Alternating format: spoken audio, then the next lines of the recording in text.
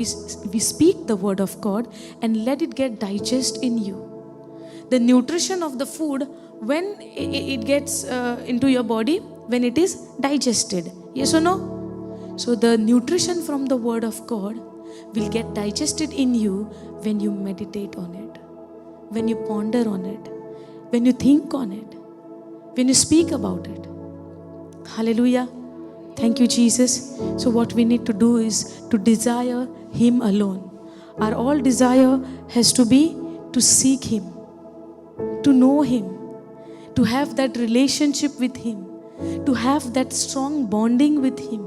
Yes or no? When there is a strong bond between two people, and now when the third person is coming to put some negative seed, it will not affect. You know why? Because that bonding is there. That relationship is there. And that bonding, that relationship is way more stronger than the person who's coming and putting those negative seeds in your life. But if the bonding is not strong, and if somebody is coming and planting some wrong seeds, that person will not receive. Yes, we have seen so many families, especially the married lives, are destroyed. You know why? The third person is coming and telling something about their partners, and they are believing. The reason why they believe, because there is no strong bonding between the spouse, between the husband and wife. Yes or no? The only reason we will listen to the voice of the outsider, listen to the voice of the enemy, is only when I don't have a relationship with my own person, with my own partner. Now this becomes the worldly example. Yes. So when we look unto the word of God and we say, now God created men to have a relationship with men. He loves men. He wants to be in fellowship with men. God created men for that. Today also God has the same reason. He wants to have a relationship with you. He wants to have that strong bonding with you. He wants to give you all that goodness, what He has done in the beginning. When God created Adam, before He created men, He created everything what men would require. He never kept Adam just like that and waited Adam to say, God, you forgot to make this and I wanted that. You did not create it. Okay, you create it now and give it to me. No. Everything, it was complete. The word of God says, right? God created everything and after His completion, He rested. Is He rested because He was tired? Rest comes when somebody is working and when tired, we say, okay, go and take some rest. Unnatural thinking is like that, right? But in a God system, in the word of God system, the rest is not when you get physically tired and your body needs rest. The rest in the Bible is completion. He has completed. He has completed all of His creation. Lastly, He created men and He said, you enjoy everything in what I have created, and there is nothing lack, nothing missing, there is nothing incomplete. That's why the word says rest means completion. He completed. It's not a physical. Do you think God need a physical rest? That's why the Bible says when we are weak, His strength we are receiving in our weaknesses. So even though physically when I am weak, I am strong in Him because He is my strength. He is super powerful. And that God is dwelling in us. That living God is dwelling in us. When God created Adam, when God created men, everything was completed and He said only to you enjoy. But one command, do not eat the fruit of that particular tree which is in the midst of the garden. Now when you have everything, when everything God has completed, what is there to obey that command? Correct, no? Now today also we see His completion through Jesus Christ, where Jesus said it is finished. Finished means what? It is done. It is a done deal. And now we are living, you and I, under the new covenant, you and I living in the completion. We are living in the complete rest. Where Jesus has not kept anything for you and me to do. The only thing what you and I have to do is to believe in what He has done. And when I believe, I am entering into His rest. Hebrews 4 tells us that. When God has finished, we are living in the finished work of Jesus. Many times we say, oh, I have to do this, I have to do that, I have to serve God, I have to please God, I have to cry unto God. Then only I will get it. It's not about our doing. Sometimes we say, yesterday also there was a question, when we say believe in God, believe in God, believe in what? In what to believe? Yes, we are always saying, right, believe in what God has done, believe in what God has done. Yes or no? So we'll go to the root and we'll understand. When God created Adam, everything was completed. But because of the disobedience, what happened? Sin entered. And because of that one man, many were made sinners. Okay, can we go Romans 5:19? Okay, before we go that, let's all close eyes. Lord Jesus, we thank you, we praise you for this wonderful day again, Lord, the second day of this retreat. Thank you, Lord, for taking complete control of this retreat, of this session, of this time, of our life through your word, Lord. We thank you and we praise you. Yes, Lord, as we continue with this teaching, we completely depend on you. We completely rely on you, on your ability, Lord. Help us to surrender everything into your hand and do according to your word. Holy Spirit, take complete control of this session. Help us to open the eyes of our understanding as we receive this word. Help us, Lord, to understand the hidden secrets from this word. Father God, we thank you for your unconditional love. Father God, we thank you for every opportunity, for every second of our life which you have given us, Lord, to preach about your Son, Jesus Christ, through whom we have received an eternal life. And this eternal life, this life of freedom, this righteous life is by faith, is by believing in Him and experiencing that eternal life right on this planet Earth.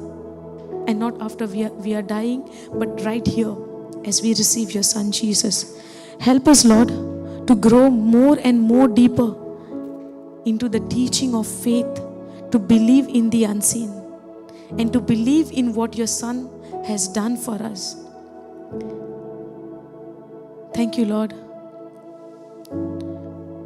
for your unconditional mercy. Holy Spirit, as we continue with this teaching, take complete control of my mind, of my thinking, of my vocal cord, and whatsoever I speak, let it be, it is your word and it is you who's speaking through this mouth, O Lord. In the name of Jesus, I speak and I say that every disturbance, every negative thought, every negative energy from the past, from the kingdom of darkness, I bind it in the name of Jesus and I cast it out from this place. Thank you, Father, for helping us.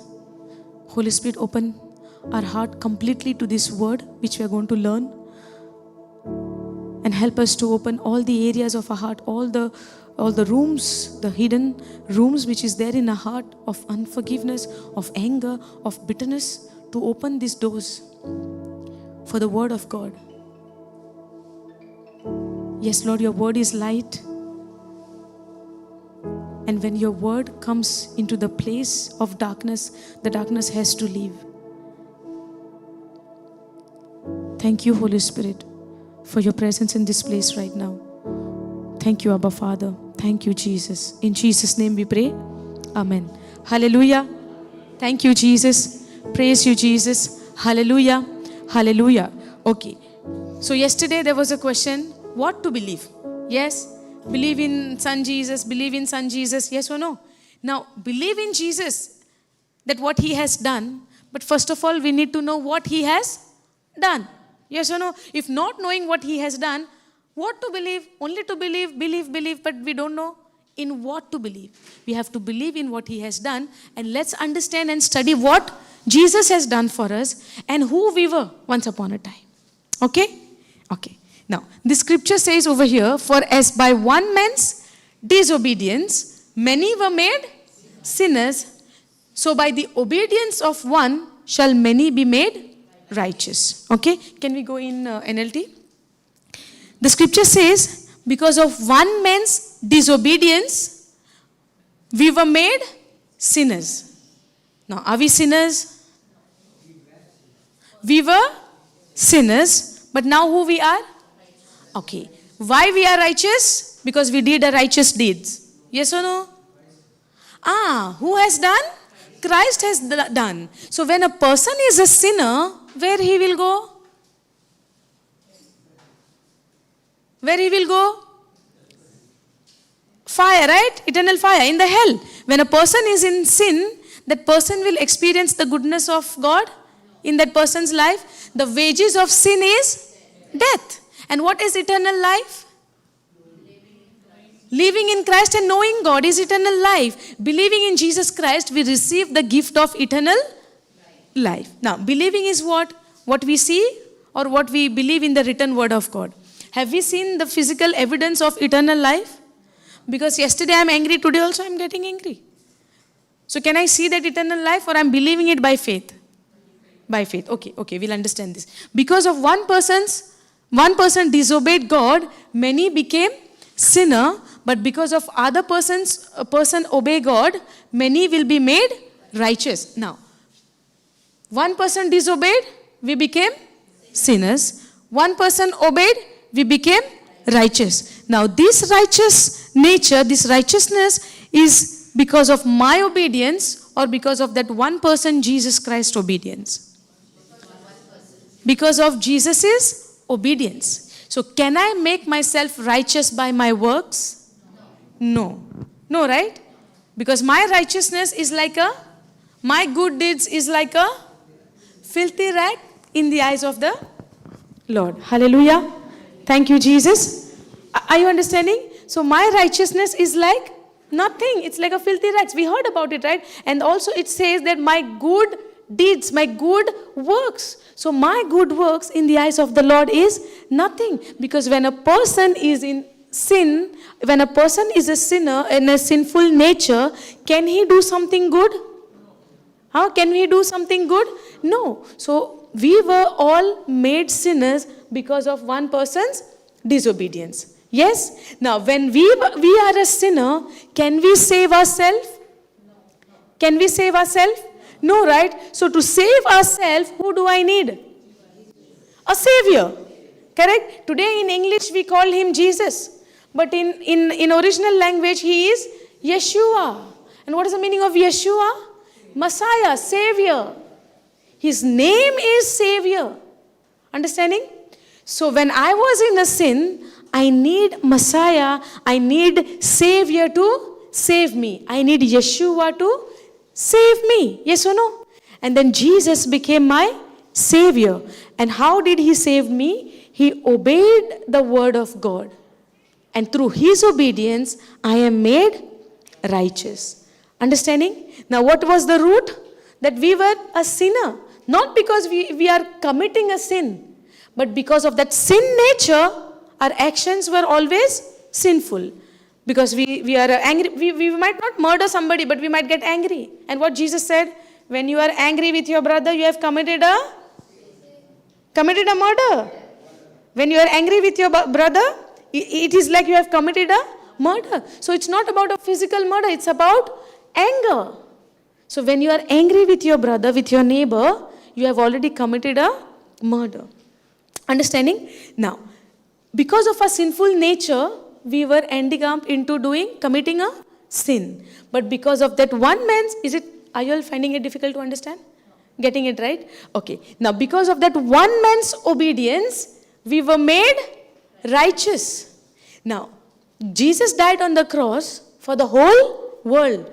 As John the Baptist says, right, behold the Lamb of God who takes away the sins of the world. Now, Jesus died for the whole world, but whole world is saved? Now you understand in what to believe and why to believe? Now you're getting it, why to believe and in what to believe? Yes or no? Okay, that's why we say. Now, we'll come back here. Can you go John 3:16?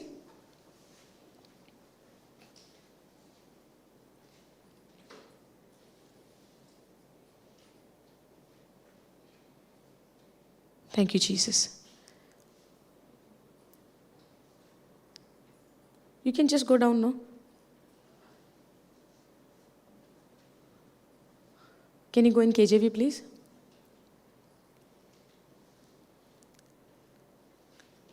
Can you go in the scripture?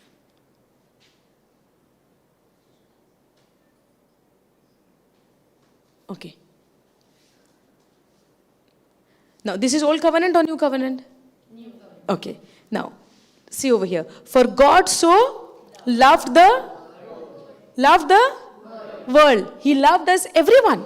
Yes or no? He loved everybody. But is everyone saved? No. Now we are understanding in what to believe and why to believe. Okay? Now, for God so loved the world that He gave His only begotten Son, that whosoever believe in Him. Okay? Whosoever believe in Him. Now, why to believe? And if you don't believe, okay? Now, when you believe in Him, that whosoever or only the person who keep all the commandments? No. Only the person who does every year 40 days fasting? No. Or only those people who is doing everything good? No. Is it about our works? No. Or is it about believing? Now, that whosoever believe in Jesus should not perish. And if you don't believe, then what will happen? Destruction. In life, you will experience death. Death is what? Not only physical, the separation from God. That worry will torment you, the anxiety will come, your sickness will begin to speak to you. Understanding? And now looking at the situation, your mind is, you are thinking of how, when I will get healed, what will happen, worry about future, worry about all of those things, children and everything. When my life will get set. Yes or no? Many people, they are worried about their life. What will happen next? The whole world is judging me. They're concerned about those things. Correct? But God says, when you believe in His Son, Jesus shall not perish, but shall have something. Well, can we go down? Now, scriptures we know by heart, right? God so loved the world that He gave His only begotten Son, and whosoever believe in Him shall not perish, but shall have everlasting life. But in my day-to-day life, I'm experiencing what? I'm perishing. This is happening. That is happening. But do you believe in Jesus? Yes, I believe in Jesus. Yes or no? If anybody come and ask us, do you believe in Jesus? So much I believe. He is my Lord, my God, my Savior. And after 2 seconds, from yesterday I am suffering. I am struggling. This is happening.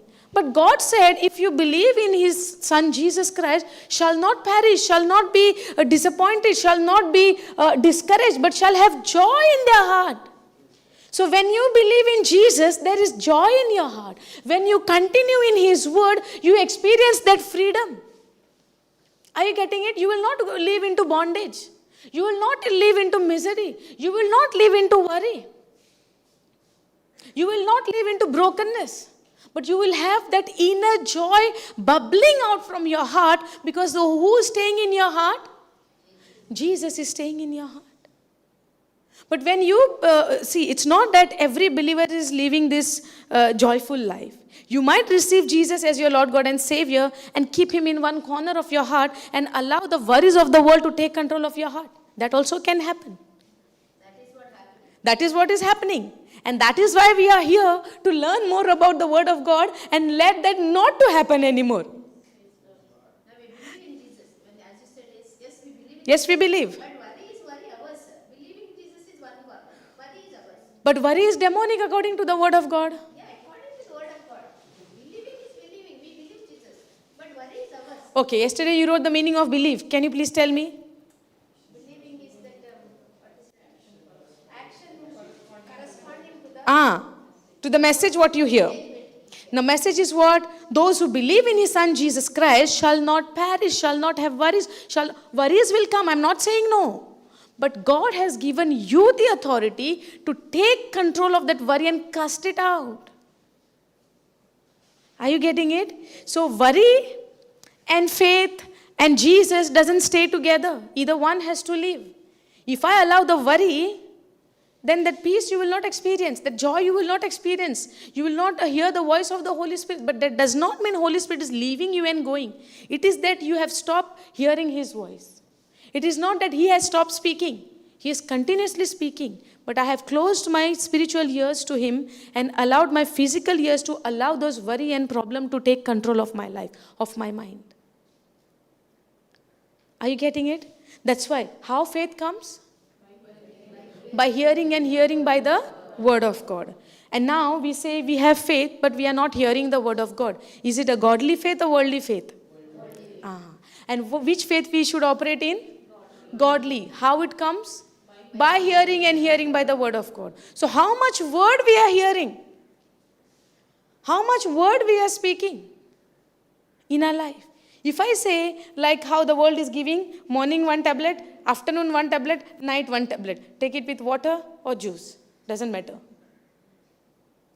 So this also comes like morning, afternoon, night. But faith is what? Constant. It is not say you hear and then you hear and then you hear. No. It is hearing, hearing, hearing. Continuously you are hearing.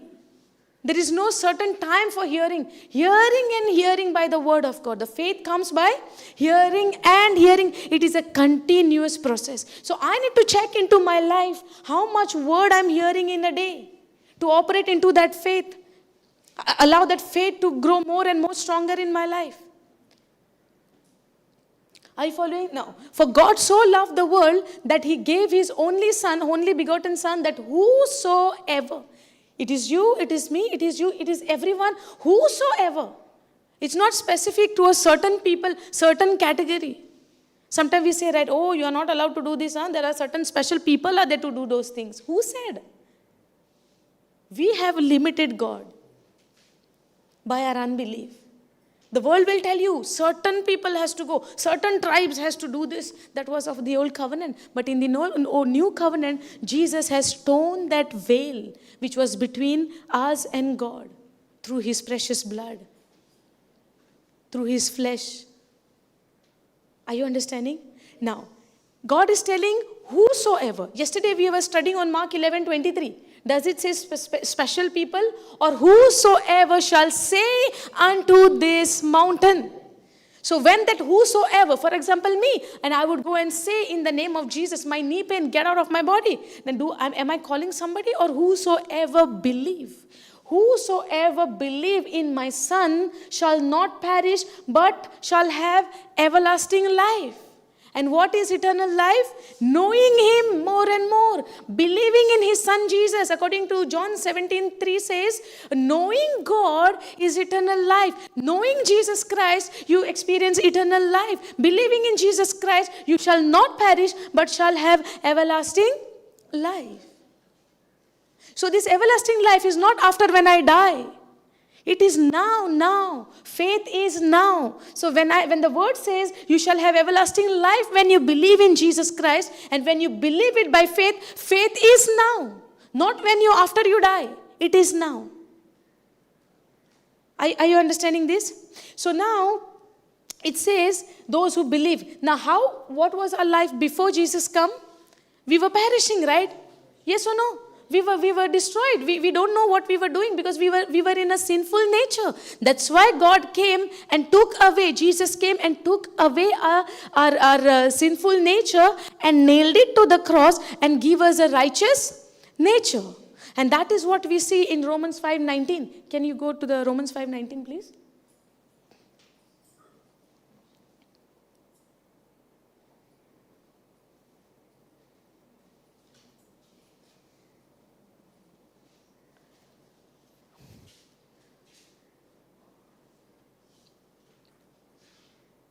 For as by one man's disobedience many were made sinners, and by the obedience of one, now this came when Jesus came to the planet Earth. Yes or no? Now why did He come?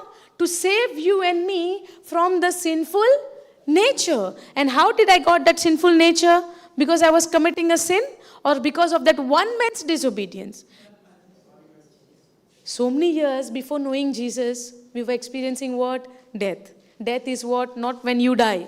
That is the expression of spiritual death. Physical death is an expression of spiritual death. And when this spiritual death came? In the beginning. In the beginning, when Adam disobeyed God's command. Then what entered? Sin entered, and in the spirit, they immediately died. Because God said, right, the moment you eat the fruit, you shall surely die. Did God say that? Do you remember? In the book of Genesis, it says, God says, if you eat that fruit, you shall surely die. And when God says something, God will say it's okay. Or whatever He says, it's final. It's done. Yes or no? He is always faithful and true to His word. But He is so kind, He is so loving. He came up with a master plan of His Son, Jesus Christ, which nobody knew in the beginning. But it was already prophesied in the Old Covenant. But people with the natural understanding, they could not understand that this is a plan of the Father, plan of God.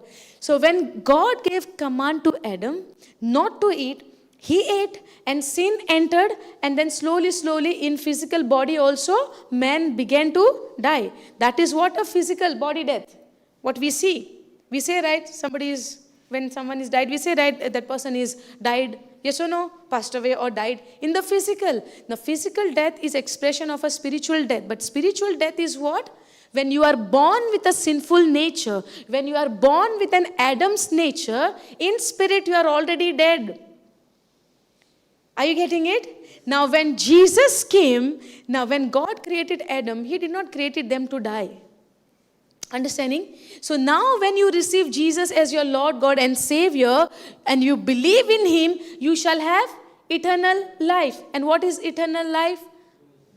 Knowing Him or eternal life, you are not dying in your spirit. You will die in your physical body, but you will not die in your spirit. You are living eternally with Jesus in the kingdom of heaven with the Father. You are eternally living.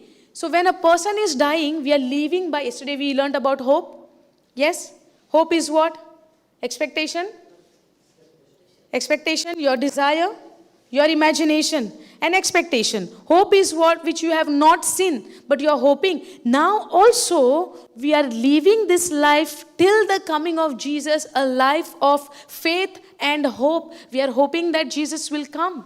Is it a bad hope or good hope? Hope is always good hope when it is aligned with the word of God. Now this good hope is what? When Jesus come, the one who has been already died, they will be raised eternally with a resurrected body. Understanding? And those who are alive will also join with them. But the people who has already died, they will raise from the dead. In the book of 1 Thessalonians it is there. In the book of Corinthians 15 chapter also it is there. You all can go home and read of it. That is all. When the people who have already been died, when Jesus come, what will happen? Everything is recorded. Everything is written. But all of this word which Paul has recorded or the Bible has recorded, it is all by faith we are believing. Physical evidence we have. We need to wait till the time of Jesus come. The second coming. Do you know? You know or you don't know? That was the day of judgment it would be. That's why we have to be ready in believing. We will not perish, but shall have everlasting life. Those who believe, not our works. All of our life, we are trying hard. We are struggling hard to do the things with our own ability. And what is the result? Disappointment. Why it is disappointment? Because we are trying to do things with our own ability, own understanding. In the book of Proverbs, it says, right, do not lean on your own understanding. Yes or no? And what we do? We try to lean on our own understanding, own planning, own decision. Yes, we will plan. But who will give you the guidance? The Holy Spirit. But the question is, am I sensitive to His voice? Am I 100% sure that it is the voice of the Holy Spirit only? Yesterday we learned about Father Abraham's life, right? When the voice came to him and he said, leave your father's house. He should have said, right, get behind me, Satan. Whose voice is this telling me to leave my father's house from my comfort zone? Who is telling me? God is telling me to get out of my father's house? This cannot be God's voice. He could have said, right? But he was very sensitive, and that is the step of faith which he has taken. It is by faith to that voice that he stepped out from his father's house, stepped out from his comfort zone. Hallelujah. And that is a step. That's why he is called a father of faith. Now when somebody is telling us some vision might come, some thoughts might come, but we don't know whose voice it is. Now at least we say, if you get a voice and that voice or that vision or that dream or that thought is aligned with the word of God, then it is a Holy Spirit. Yes or no? But in those days, what book he had? What surety he had? But that is the step of faith. That is the reason he is called the father of faith. We should learn from his life. He did not have any physical evidence, even written evidence. He only had to depend on that voice. That yes, it is a voice of God. Is telling me, and that is the step of faith. And every one of us in our some or the other area, we need to take that step of faith, trusting in him, believing in him. I would not say that stepping out by faith is life on risk. No, if I consider it is a risk, then I'm 50-50. I don't know what will happen. Correct? Are you getting this? Yes? Now when he stepped out, he never said that this voice would be the voice of the enemy. Whose voice is this? Whose vision is this? How can I believe? How can God, my creator, can tell me, get out of your father's house and leave everything and go to a place where I will show you, which I have not even shown? Many times when we are about to go to some places, what do we say? Place is good. AC is there. Pillows are there. Water is there 24/7. Make sure everything right. Is it a step of faith? But I'm not pinpointing anyone. We are acting like that because we are born with this system. But now is the time for us to change our system from worldly to godly. Yes? We are making sure, double sure. How many times calling? Yes or no? We want to make sure that everything is perfect, then we will go out. Otherwise, no. If anything is little up and down, we are not ready to adjust. But Father Abraham, today we say, oh, I believe in my father Abraham and his blessings is upon me. Very common verse we says, right? I am the father Abraham's blessings is upon me. I am blessed and blessing to many other nations. But how he was blessed? Because he obeyed the voice of God, where he did not see where he is about to go, where he is about to walk, from which wilderness, from which thorny place, from which, maybe he was wearing the sandals or his shoes. We don't know what he was wearing in the hot sun, in the hot sand. We don't know where he was walking. Did God say how much the particles of the sand, that much will be your descendant? Yes or no? So he might be walked on the sand, the hot sun, the hot sand. Yes, with his wife. Woman with him, walking along with him, taking wife also together, a lady, a woman together, by believing, by having faith in that voice. Yes? And we come to a point in our life, to a place in our life where sometimes we don't know what to do and we give up. It's not happening. Just give up. Yes? What if Abraham would have said, oh, I walked so many miles, now I can't see anything, all wilderness, all desert. Let me go back to my father's house. And God promised him the land which he has promised. But Abraham was a stranger in that land. He said, I will give it to your descendant. I will give it to your generation. I will give it to your descendant. I will give it to your seed. And he stayed there as a stranger. But yet he obeyed the voice of God all the time. Yes, he made a mistake. We are not saying he did not make a mistake. He even lied, that telling the Egyptian that she is my sister. Yes or no? He even thinking, after the promise came to him, he even went and, he got Ishmael after that. Yes or no? Yes. But still, it is not his works made him righteous, but what made him righteous, that he believed in the promise of God. In the book of Genesis 15, we see Abraham believed and it was counted him as righteous.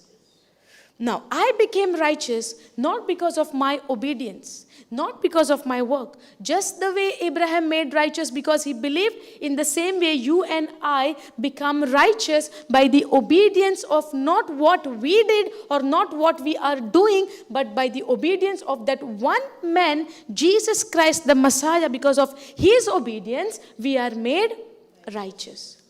So today, when I do something wrong, do I get a guilty feeling? Do I feel condemned? Do I feel rejected? Yes or no? All of these feelings are coming, right? But the life of a believer is not based on feeling, but the life of a believer is based on believing. Based on what he believes.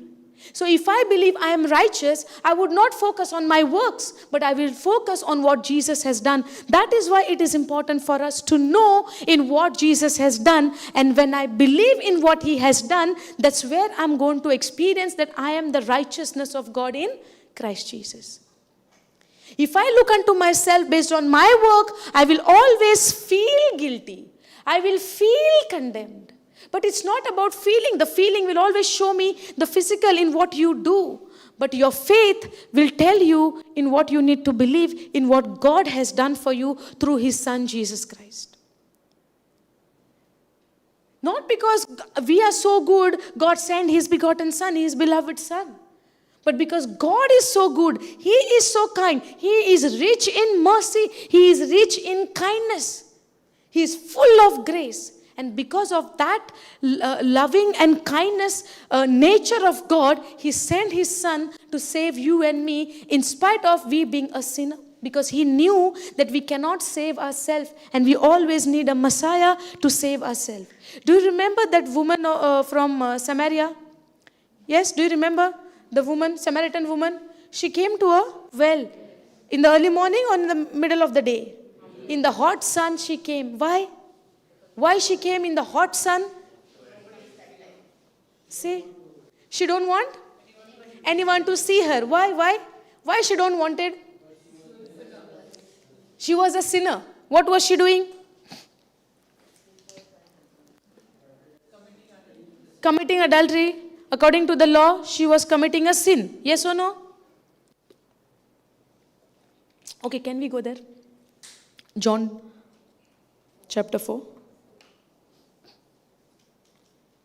Hallelujah. Thank you, Holy Spirit. Thank you, Jesus. Thank you, Jesus. When therefore the Lord knew how the Pharisees had heard that Jesus made and baptized more disciples than John. Go down. Okay, go down. Okay, wait. Then cometh he to a city of Samaria, which... Okay, now Jacob's well was there. Jesus, therefore, being wearied with his journey, sat thus on the well, and it was about the 6th hour. So it's 6th hour is 12, I think. 2.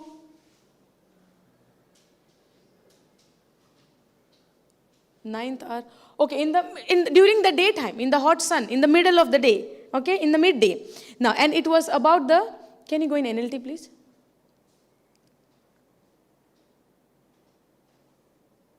Yes.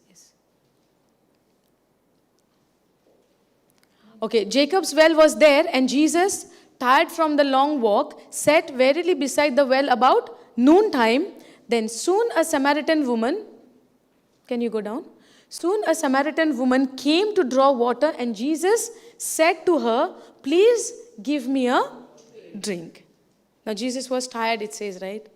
Okay, he was alone at the time. Can you go down? At the time, because his disciples had gone into the village to buy some food. Now, woman was surprised, for Jews refused to have anything to do with Samaritan.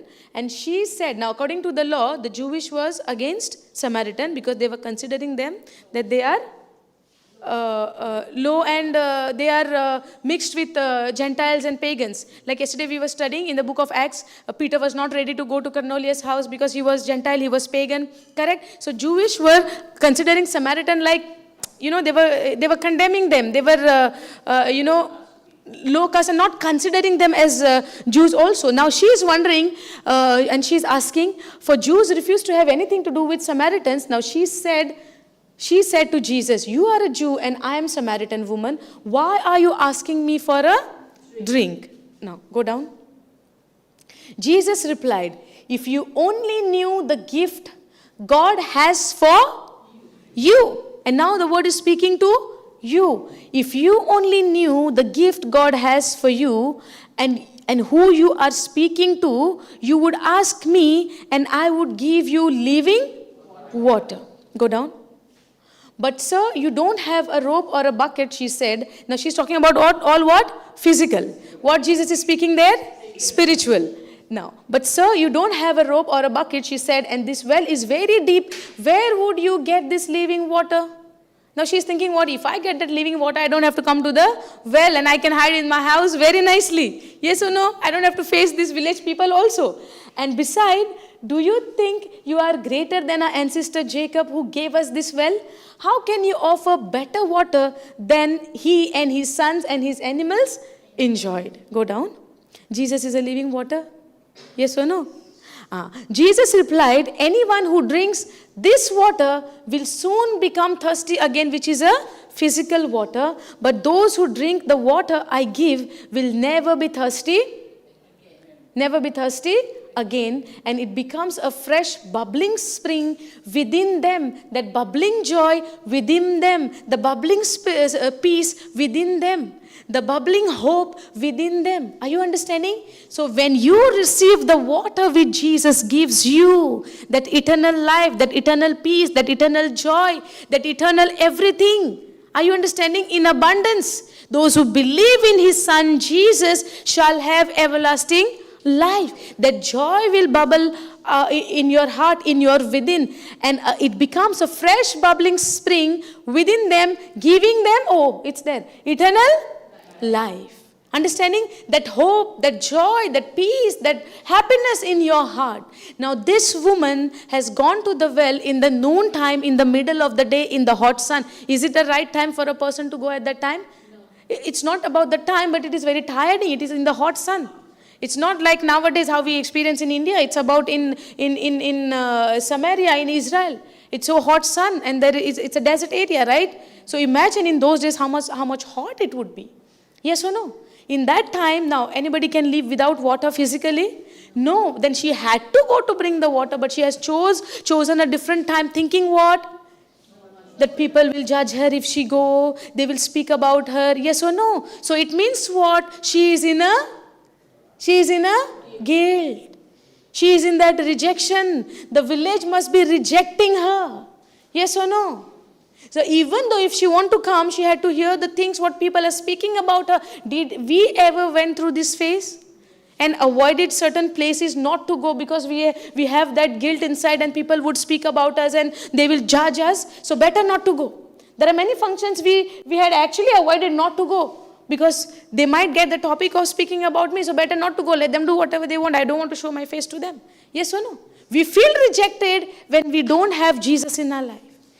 But when there is a rejection, when there is those kind of feeling, after knowing the word of God, there is a hope for me to rejoice.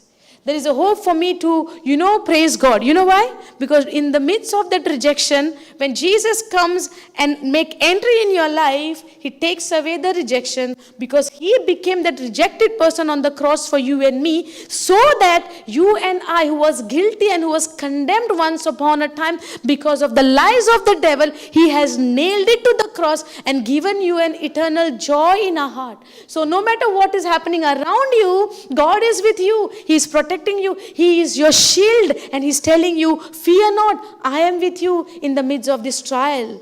And the joy of yours is not coming from outside circumstances. The joy of yours is not coming from outside your situation, but the joy is coming out from your heart because you had given a place for me in your heart. And Jesus is full of joy. In Hebrews 12:2, we see he embraced the cross with joy. Can anyone go and embrace the cross with joy when you know that you are going to be made naked on the cross? When somebody will make you rejected on the cross, your own people will reject you. His own people who was walking with him, living with him, saw the mighty miracles, saw the wonders what Jesus was performing. His own people has left him except John. Are you understanding? So he became that rejected fellow Peter, whom God has promised, Jesus has promised, you are rock, on this rock I will build my church. He promised him. He prophesied about his future, what would be after Jesus is gone. But yet Peter denied him for 3 times. Yes or no? His own people. So he became that rejected one on the cross so that you and I, once upon a time, because of our sin, we were going away from God. He opened a way for you. He torn that veil which was separating us from God. Do you know in the old covenant there was a veil between the Holy of Holies and between the outer area? Yes, where there was a burning incense and there was a shewbread in the side. There was a veil. And inside the veil, in the holies of holy, there was a tabernacle where God was dwelling. And nobody was allowed to go inside that place when they are in sin. Only the priest once a year was supposed to go to offer that sin offering, that sacrifice inside. Yes or no? And that veil was stopping people to go inside in the very presence of God. Because in the old covenant, the presence of God was in the tabernacle. In the Ark of the Covenant. In the tabernacle, inside, in the holies of holy. Do you know that? Did you ever read in the book of Old Covenant? You heard about this, right? So nobody was allowed to go. But on the cross, that veil, Jesus, who hanged on the cross when he died, out through his flesh when was torn, that veil which was there between we and between God has been torn. And he gave us that hope by believing in him. So when we believe, we come in the very presence of God. Are you understanding? So when we believe in Jesus, that he became that bridge, he became that cross, the bridge is his cross, and through that cross, we are going in the very presence of God without doing our self-work, but only by believing in what his Son has done. So when I believe in his Son, there is a boldness and confidence is getting built up in my heart through this word of God. And more I hear the word of God, more and more I'm growing in my faith. Because faith comes by hearing and hearing by the word of God. So when I hear this word of God day and night, this word of God makes me bold, makes me confidence that I am in the presence of God and there is nothing between me and God. We are united, we become one. The day I receive Jesus and believe in him and accept him as my Lord, God and Savior, my spirit and God's spirit is becoming one. So there is nothing between me and God now. And because of that sinful nature, we were separated. Because of the sinful nature, we were separated. God said, right, if you eat, you will surely die. Yes or no? But when Jesus came in the picture, everything has been solved out. And the relationship which was, distance between we, the man and God, has been restored again. He became my substitute on the cross. He reconciled us to God. And we believe this by faith. Understanding? Hallelujah. Now, but those who drink the water I give will never be thirsty again. It becomes a fresh water, bubbling spring within them, giving them eternal life. Now, God is speaking about the kingdom of heaven to this woman who is feeling guilty, who is feeling rejected, who is feeling condemned by the village, by the people, by the relatives, by everyone who is around her. She was going through that situation. She is going through that. It does not say that this woman is, yes, she is living a life of adultery. Yes, she is doing wrong. But at the deep in her heart, she is seeking love. Now, when she got married to a person, she is not happy she divorced. Why? What would be the reason? Maybe she is not loved. Maybe she was not cared from that person and she felt rejected and she left. Then she went to other person. Maybe same thing happened. So in the end, what she is seeking? She is seeking that love. Understanding? So God knows a person's heart condition. God knows that we are sinners not because what we have committed a sin, but we are sinners because of that one man's disobedience. So we got it by birth. So when we are born to our parents, when we are born to our mother, we are born with a sinful nature. That is your first being born. That's why we need a born again. And born again of what? Born again of the word of God. Understanding? So we are in the 4th chapter, right? In the 3rd, in John 3rd, Jesus is speaking to whom? Nicodemus. Now Jesus is speaking to Nicodemus and telling him, unless you are born again, you will not see the kingdom of God. Hallelujah. So Jesus wants us to be born again. Born again is what? Born again of the word of God. When you receive Jesus as your Lord, God and Savior, you are instantly born again. You are saved. You receive the salvation by believing in Jesus Christ. So what I need to believe in Jesus Christ to receive that salvation. 1 minute,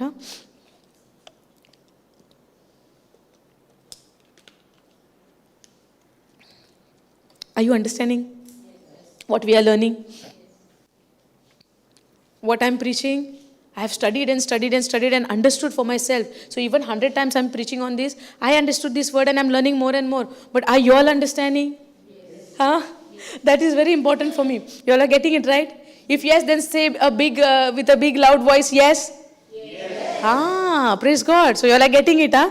So and even though now you might be finding it a bit difficult, ask the Holy Spirit, He will make you understand. So these teachings are there online, so you can go again and again, listen and listen, go to the Bible. You can go to that same chapter and study on the life of the Samaritan woman, study on the words which Jesus spoke to her, because every word which comes out from the mouth of Jesus is spirit and life. Life and truth. Hallelujah. So the word of Jesus gives us life. Now this woman is living a good life. She's having a life. She's feeling condemned. She's feeling rejected. That's why she's coming in the middle of the day in the hot sun, right? Yes or no? Will you go to the hot sun and do your work? Or you will say, oh, before the sun arise, let me finish all my work. Yes? Now in a house also, in the kitchen area, we feel hot, right? Again, I'm speaking about my house, okay? So what we are thinking of, before the sun rises more stronger, let us finish all the cooking work and finish the work of kitchen and just be outside. You know why? Because 12 o'clock, 1 o'clock, it's very hot in the kitchen area.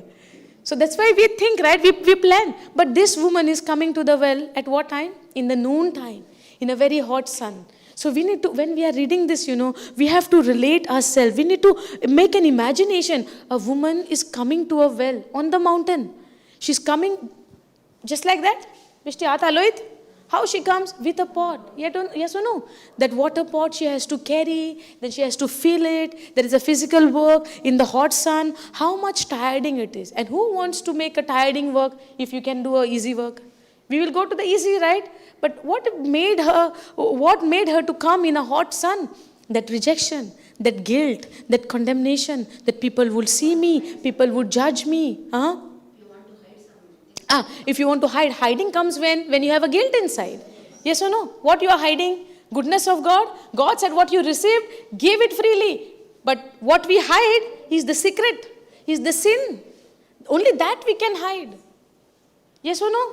So she had something, guilt in her heart. She's having that condemnation in her heart. She's having that rejection in her heart. And she needs help of a Savior. Now she is a Samaritan. Yes, she's not a Jew. She's a Samaritan. Now Jesus came to save whom first? The Jews first, and then to the Gentile. After his death, burial and resurrection, the Gentiles also has received these promises. Not before that.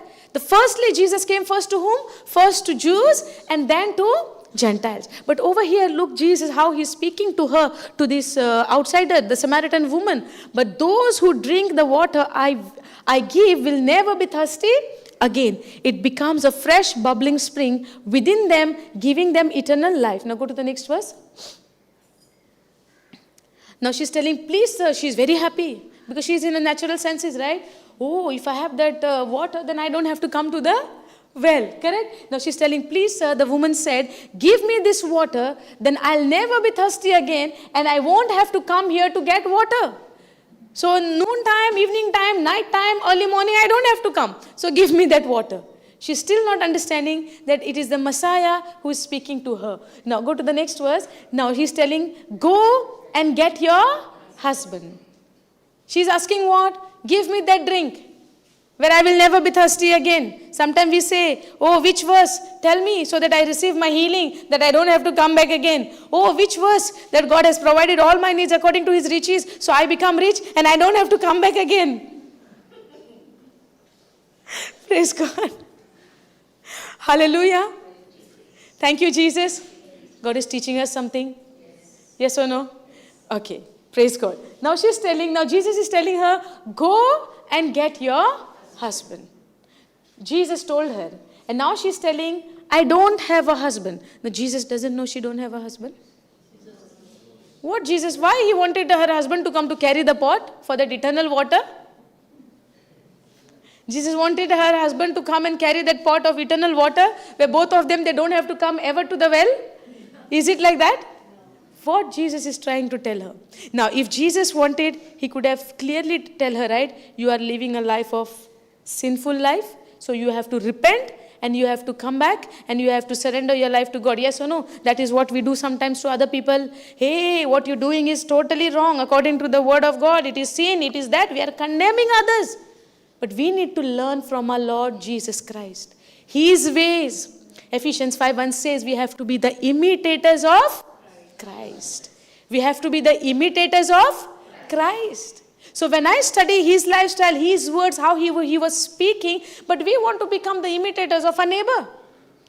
If they are bringing new car, I want more bigger car than that. If they are painting their house, I also want to paint my house. Good quality of paint. Yes. If my neighbor is coming to a church wearing a new dress, coming Sunday I want to wear more nicer than that. Because I saw last Sunday when she was wearing a new dress, everybody was looking at her. And nobody was looking at me. So let me go this Sunday with a more beautiful and attractive dress where everybody will look at me and forget about the sermon. Yes, this kind of thoughts, this kind of thinking, it is not because we want to do like this, but it is the evil one who's using our thinking when we don't have the knowledge of the word of God. Understanding? So we falls into what? In comparison. But the word of God says we have to be the imitators of not my neighbor, not my family members, not my friends, but I need to be the imitator of Christ. Now if Jesus wanted, he could have condemned her. Yes or no? But Jesus said, I did not come to condemn, but he came to give life. Now this woman is feeling broken in her heart.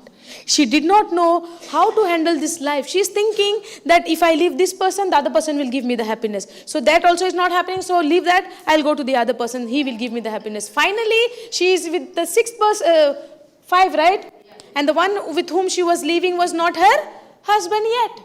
Yes or no? So she did not know. And when we don't know what to do, we need a help.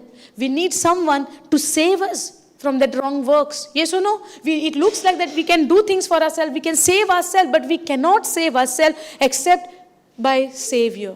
Hallelujah. Now he says, I don't have a husband. The woman replied, Jesus said, you are right. You are correct. What you said is correct. You don't have. Why Jesus is saying? Because the one with whom you are living right now is not your husband. Now point over here, many a times when we know about this, we said that, oh, Jesus doesn't like when the woman living in adultery, he spoke to her, he condemned her, or he did something. No. He was very gentle in correcting that woman, showing her that, in Jesus' way.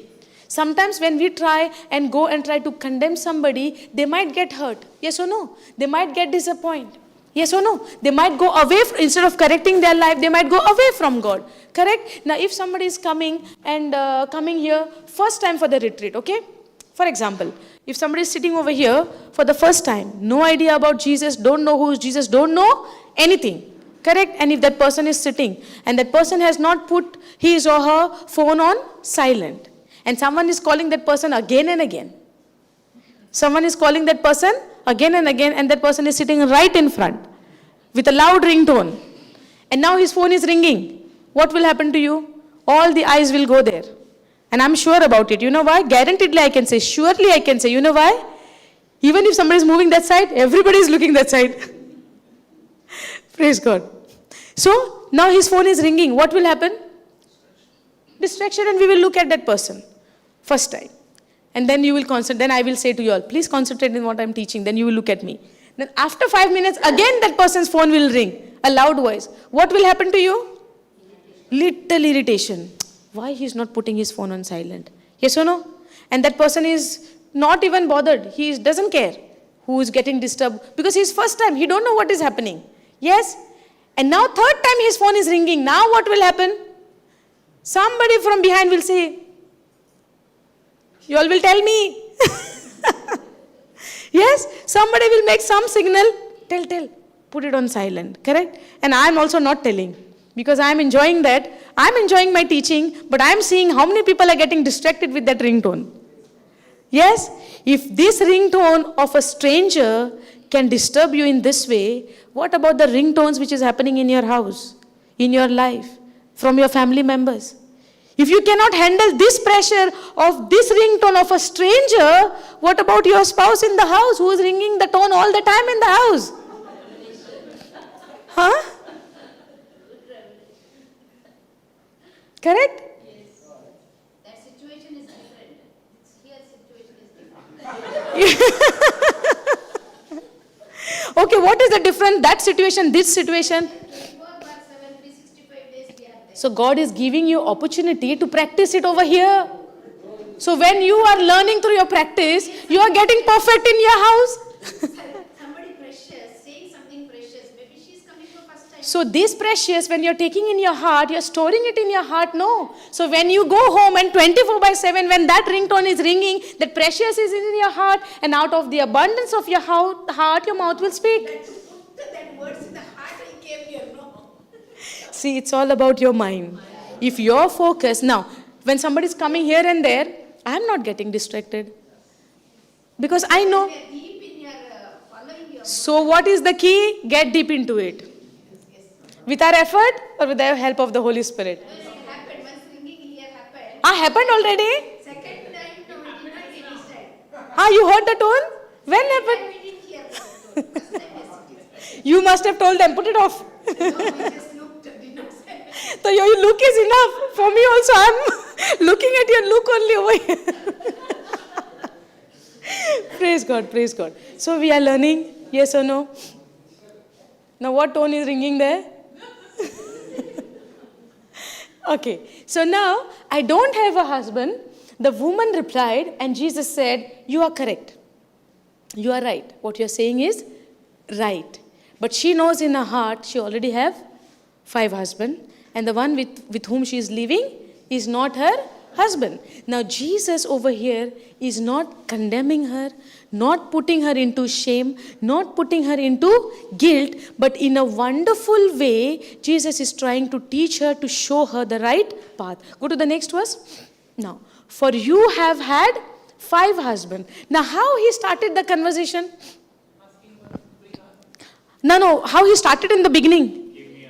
He started something now in the beginning. Give me a drink. Now, if Jesus would have directly asked her, go and call your husband, then I will give you a water of everlasting.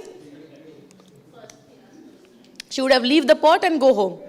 She would not listen the gospel. The words which came out from the mouth of Jesus, it says, life and... From the mouth of Jesus, it's life and truth. Okay, can we go John 6:63? We'll see that first. When anyone is having a conversation with Jesus, right, his words when you hear, his words when it goes in your heart, it gives you something, because his word itself is, the Spirit alone gives eternal life. Who gives eternal life? The Spirit alone gives eternal life. Human effort accomplish nothing. And the very words, who is this I?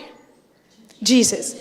And the very words I have spoken to you are spirit and life. Spirit alone gives eternal life. The words which comes from the mouth of Jesus is spirit and life. Who gives you eternal life? The words which comes out from Jesus' mouth, which is spirit and life. Are you getting this? Are you understanding this? Okay, go in AMP.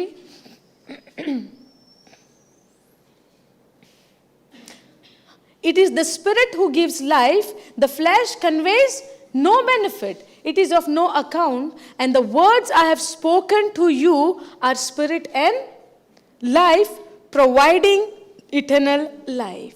Now, when Jesus said, give me a drink, he's having a conversation with that woman. Now, the woman listening the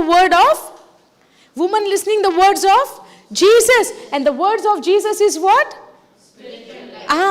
So in her spirit, in her heart, she was feeling there is no life. She's feeling rejected. She's feeling condemned. She's feeling all alone. Yes or no? Because she was feeling all alone, she kept on changing the husband also. Yes or no? That we are just saying, okay, it is not written, but she had a 5 husbands. What would be the reason she went to her 5 husbands?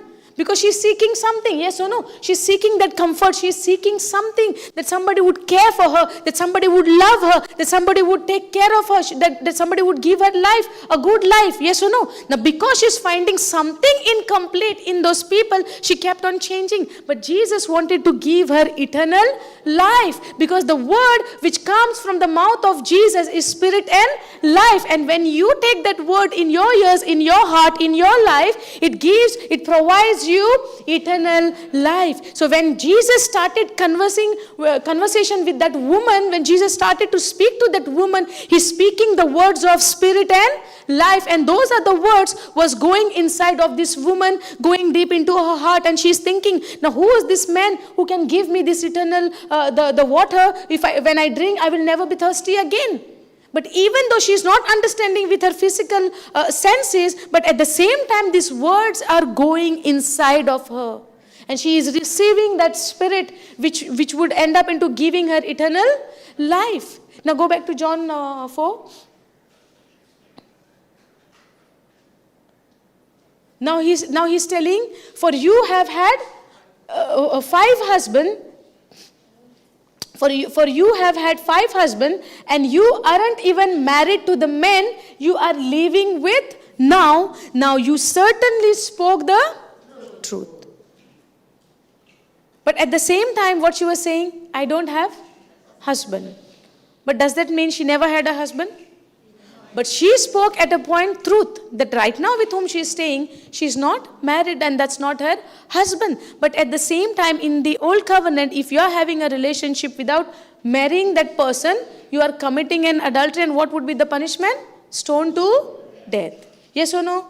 Now she was hiding, and she was not coming publicly because feeling that rejection, that condemnation, and she know what would happen next. So she was feeling all alone. And then when you feel all alone, and when Jesus comes in your life, you receive an eternal life. You receive life to your spirit. Because the word which you hear from Jesus gives you spirit and life. Now he's telling you are correct. You have certainly spoke the truth. What you said is correct. Now when somebody is doing something wrong, and when we go and point their mistake, they will feel good, or they will feel more rejected. We will help them to encourage, or we will put them more in down and discourage them. Yes or no? Who will like when somebody is coming and pointing your mistake and mistake and mistake? We all make mistake. But instead of pointing somebody's mistake, let's learn from Jesus Christ to show them the life, to show them that spirit which comes from the word of Jesus. Let's guide them to a Savior, to Jesus, from whom we have received an eternal life. What we have to do is change our mindset. Many times we are thinking what we do is correct. And if somebody is not accepting what we are doing, that person is not good for us. Happen? Yes or no? If somebody is not listening and agreeing with our whatever it is, if they are not agreeing, we get angry with that person.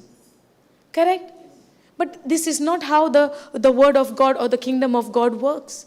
It's not about how I feel. It's not about what I do, but it is all about what Jesus. Now Jesus is telling her this, that I will give you an eternal life. You will receive you will not be thirsty again, because the water which I give, you will never be thirsty again. On what surety he is giving this guarantee for that woman?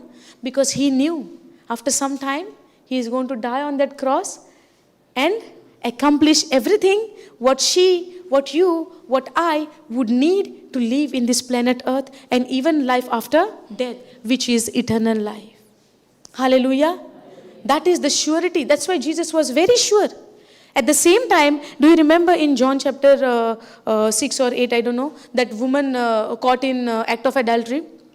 The woman was caught in act of adultery, and the Pharisee and all the teachers of the law, they brought her to Jesus, and they say, this woman did this, and the law says this. Now what do you say? Yes? The law is saying so and so, Moses' law is saying so and so, and the punishment is so and so according to the law. Now what are you saying? What are you saying? Now did Jesus say, oh, Moses' law says right, so everybody we needs to follow the law. Come on, go and do what the law says. You can stone her if she was caught, and you have evidence. And he brought so many people. We all saw, we caught that lady in the act of adultery. Yes, but what our master, our Savior, spoke the words? He just looked down. He said, those who have no sin can put the first stone. Yes? So he's not saying stoning is wrong. He's not saying don't stone. He's not saying you stone. He's not saying any of those things. But he's saying, okay, if the law says this, you can put the stone who don't have sin, who have never ever committed sin. And in the book of Romans chapter 3 tells us, nobody is righteous, no, not one. Everybody was a sinner. Why? Because of that one man's disobedience, all were made sinners. Hallelujah. So there is no righteousness in men. That's why we need a savior. Now even those people who has brought that woman to Jesus and asking him whether to be stoned or not to be stoned according to the law, or according to your teaching where you preach mercy and forgiveness. So if we go according to mercy and forgiveness, then you are going against the law. Now if you are going according to the law, then you are going against your teaching. Understanding? So Jesus is not speaking any of those things. And what Jesus is telling? Those who don't have sin, they have never committed sin, you put the first stone. And when we see in the book of Romans, everybody is a sinner and nobody is righteous, no, not one. So when I know that I am not righteous, do I need a savior to save me? Yes. So when I believe in my savior that he saved me without me doing anything, when I believe in that, can I experience that eternal life now? Yes. How? Naturally or supernaturally? Supernaturally. And how that will happen supernaturally? When constantly, continuously, when I hear the word of God day and night, it would build me up to believe in that unseen, which is that eternal life which I have received through our Lord Jesus Christ by faith. Are you understanding? If I see the physical, if I say one way there is a world for me which is spiritual, and this side there is a world for me physical. So when I look unto this spiritual world, I can't see anything with my physical eyes. Correct? But when I look unto the physical world, I can see everything. All the flaws I see. Most of the time, we are expert in seeing the good things or the flaws. Honest answer. Honest answer. Flaws, right? That's that Adam's nature. There is always we would, when we see with our physical eyes, what do we see? The flaws. Even two things we will speak good, but at least half we want to put that negative part. Yes or no? When somebody is telling something news to me about my friend who becomes my enemy, she told me one thing. Okay? If there is someone whom I don't like, example, okay? And the third person is coming and telling me some bad story about that person to whom I don't like. Now she told me one thing. Now I'm going somewhere else and telling the same story. Will I tell only one or add masala and marination, all different kinds of masala and adding things and I'm telling? Why am I adding this masala and everything? Because I don't like. But is that true what I'm adding the masala? Is it truth? No, I got only one news, but I'm making it 2, 3, 4, 5. Adding the statements of my own. Why is that? Because of that sinful nature. But now when Jesus comes in your heart and when you give your life to Jesus, your very nature of that Adam's nature has been taken away and crucified on the cross, and he has given you his nature, which is a righteous nature. There is no flaw in his nature. That nature is right standing with God with truth. There is no lie, there is no deceit in that. Are you understanding? So when I believe in Jesus, I become one with God through our Lord Jesus Christ. Hallelujah. And that very nature of God has been imputed in me. But that is not by physical evidence. That's why we need faith to believe in that unseen evidence, the written word of God. Because the righteous nature in my action I will not see. But I would see only in the written word of God because it is saying. Hallelujah. For example, I can say, if a person is working in an office, okay? Till today, that person is a tea boy, let's say. The one who serves the tea and take care of the office. Suddenly the boss is pleased with that person and he is very happy with the work, how he is honestly doing the work, and he is promoting him to some higher level. Okay? Now, let's say from serving tea and... Now, serving tea is not a bad job. Every job is the best job. Okay? As long as you are doing some work. So I'm not pointing out any job, but I'm giving an example. There are people who are serving tea in the offices. Yes or no? So when he serving and bringing the files and helping the boss and file from this cabin to that cabin, he's helping. Okay, I don't know what do you call for that. Attendant. Okay, you all understood, right? Now there are people higher than him on the position who's working in the cabins. Yes or no?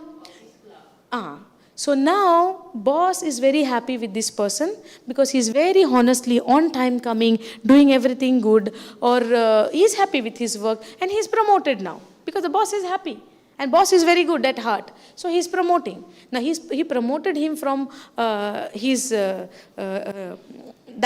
moment, whatever job he's doing, to some higher position. And he might be having the qualification. Now he's moved from this level to this level, okay, without he doing any CV and hard work and nothing, whatever he was doing. The boss is pleased with him and he has promoted him from this level to that level, okay. Now today he is promoted.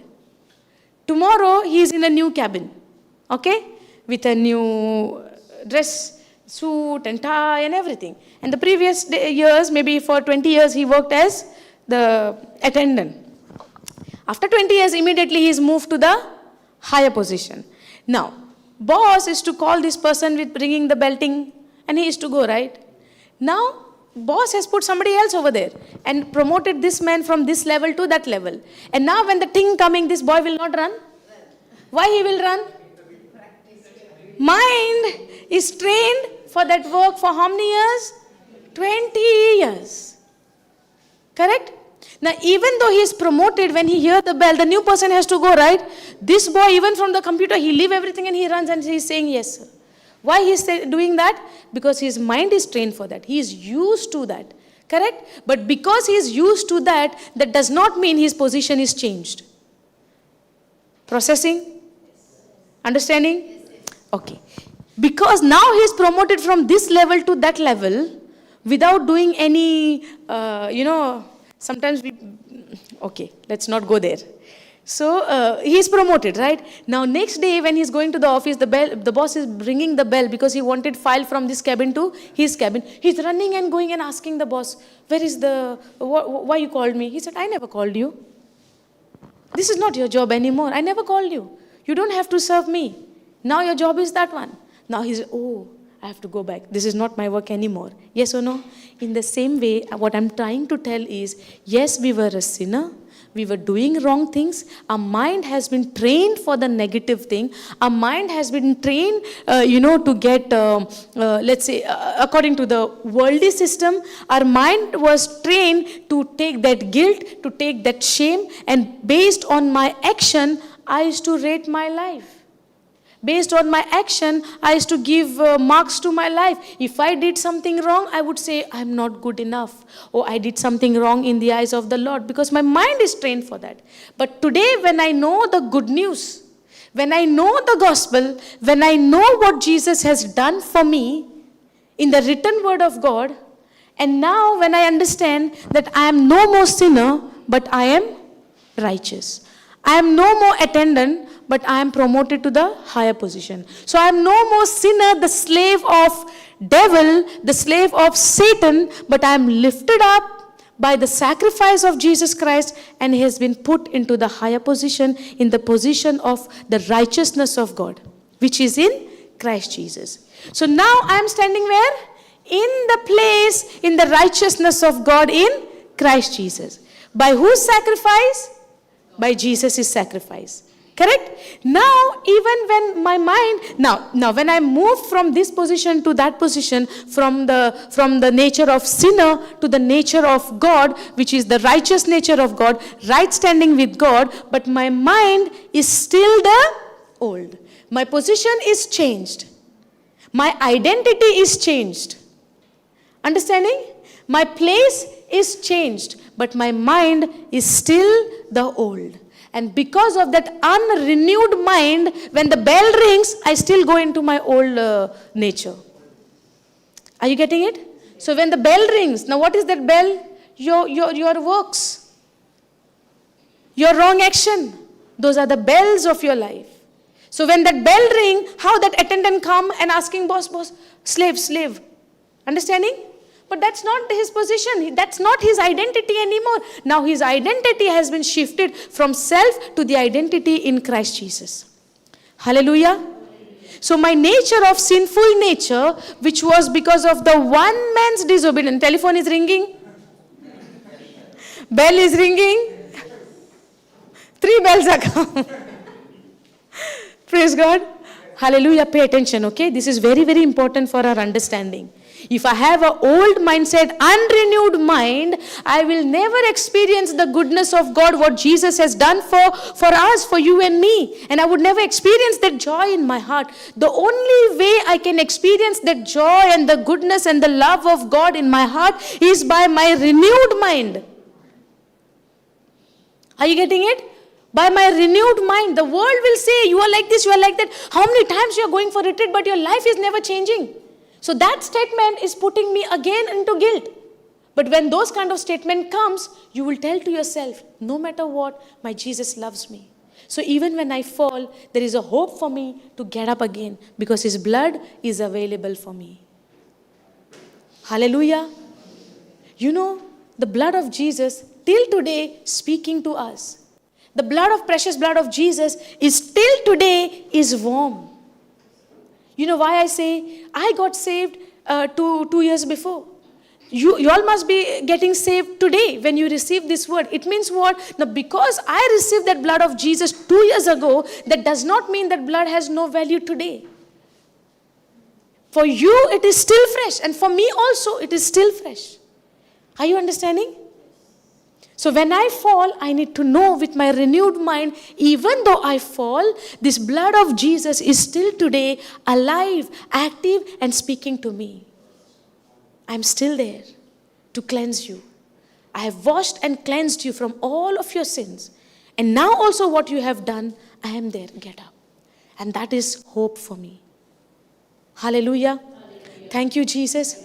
So when I fall and when that bell rings, that does not mean that you're jumping from that position and again to the old position. No. Now even if the bell is ringing again and again, and this mind is getting renewed again and again, this mind will get aligned with the word of God. Even the bell rings, even though I fall, I do not go back to the old identity, but I still remain to the new identity, which is the identity in Christ Jesus for you and me.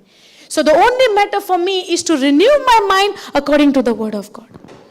That's why knowing the word of God is very, very important. In a very simple way, it is said, faith comes by hearing and hearing by the word of God. It is by hearing the word of God. And what I need all of my life to believe in the promises of God and allowing the promises of God to manifest in my life, what I need is faith to believe in the unseen promises which is written in the word of God.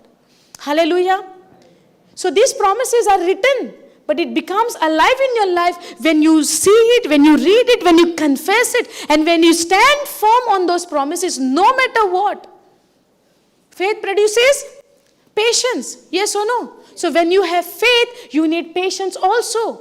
Because Abraham inherited the promise, the very promise of God which he has given him in Genesis chapter 12. He inherited this promise by faith and patience, which we see in Hebrews. Hallelujah. So faith is not just like that. Faith and patience both go hand in hand together. So today I might not see that I am the righteousness of God. I might not see that I am forgiven. I might not experience the eternal life of Jesus Christ in my life. I might not experience it, but that does not mean it is not there. I need a faith eyes to see that which is written in the word. I need that faith eyes. That's why how faith comes? By hearing and hearing. The more you hear, the more you will experience. The more you hear, the more you will get stronger. Not to believe in the sin, but to believe in the unseen. That's why we say, right, Hebrews chapter 11 verse 1, faith is the evidence of the unseen. Your faith is the substance of the things hoped for. So when there is hope, faith works. If there is no hope, faith doesn't work. Yesterday we learned. Brother Jude has taught us faith, hope. Yes or no? So if there is no hope, faith will not work. Now what was the hope of Father Abraham? That I am the father of many nations. So even though I don't see, I would not tell people that I am Abram, which is the childless. But I would say Abraham because God told him, from today onwards, from now onwards, your name is not Abram, which is childless, but from now onwards, your name is Abraham. So even though he got conceived very later, but he kept on saying that I am the father of many nations, I am the father of many nations, I am the father of many nations. Father of many nations, Abraham. So people must be calling him gone crazy. No child, even one, and he's telling father of many nations. But did he stop?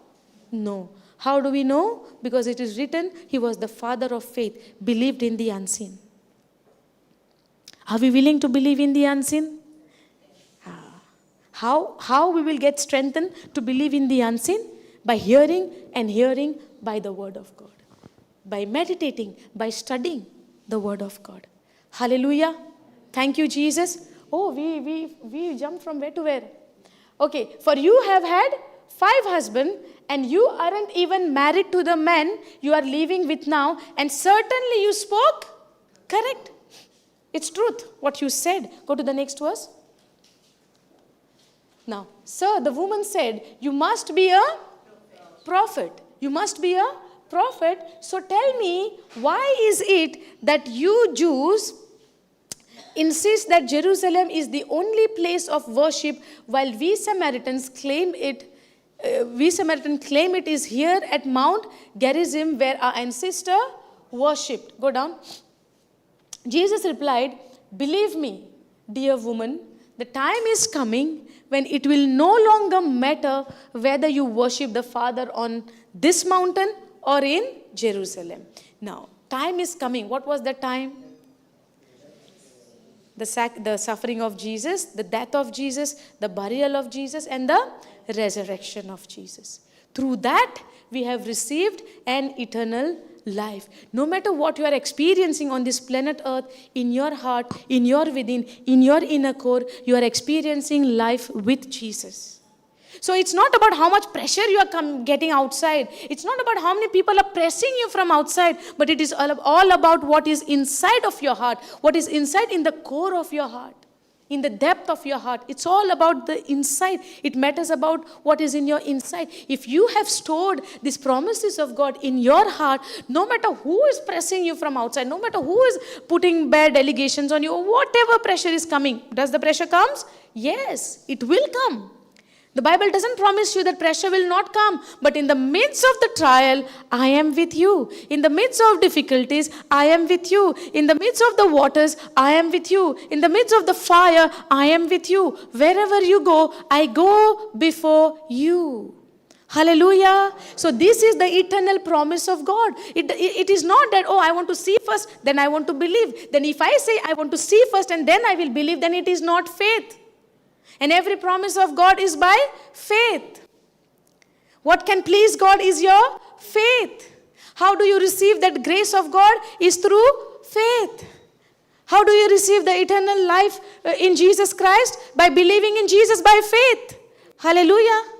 So it's all about faith in our God who is in the unseen. And I see him through this word. The Father, the Creator who created me, who is today my daddy, my Father in heaven, my Abba. The spirit which God has given me in my spirit is calling him, the Creator, Abba, Father. There was a time people were afraid, people were trembling to the voice of God, yes or no? When Moses has gone to God, to Yahweh in the wilderness, in the mountain, the people were frightened to the voice of God, yes or no? That fear came upon them. Yes? The fear of what? The punishment. The fear of what? God will do something. Yes or no? But today, through Jesus Christ, we have been reconciled to the Father. We have been restored. Our relation has been restored to the Father. This is what we need to believe. My God is not a punishing God, but my God is a loving God who loved me so much. He loved the world so much that he gave his only Son. That much loving he is. If we have made any image of the Father, the Creator in our heart, that he is a punishing God, and this God punishes the sin. Not you and me, not his creation. He is angry with that sin.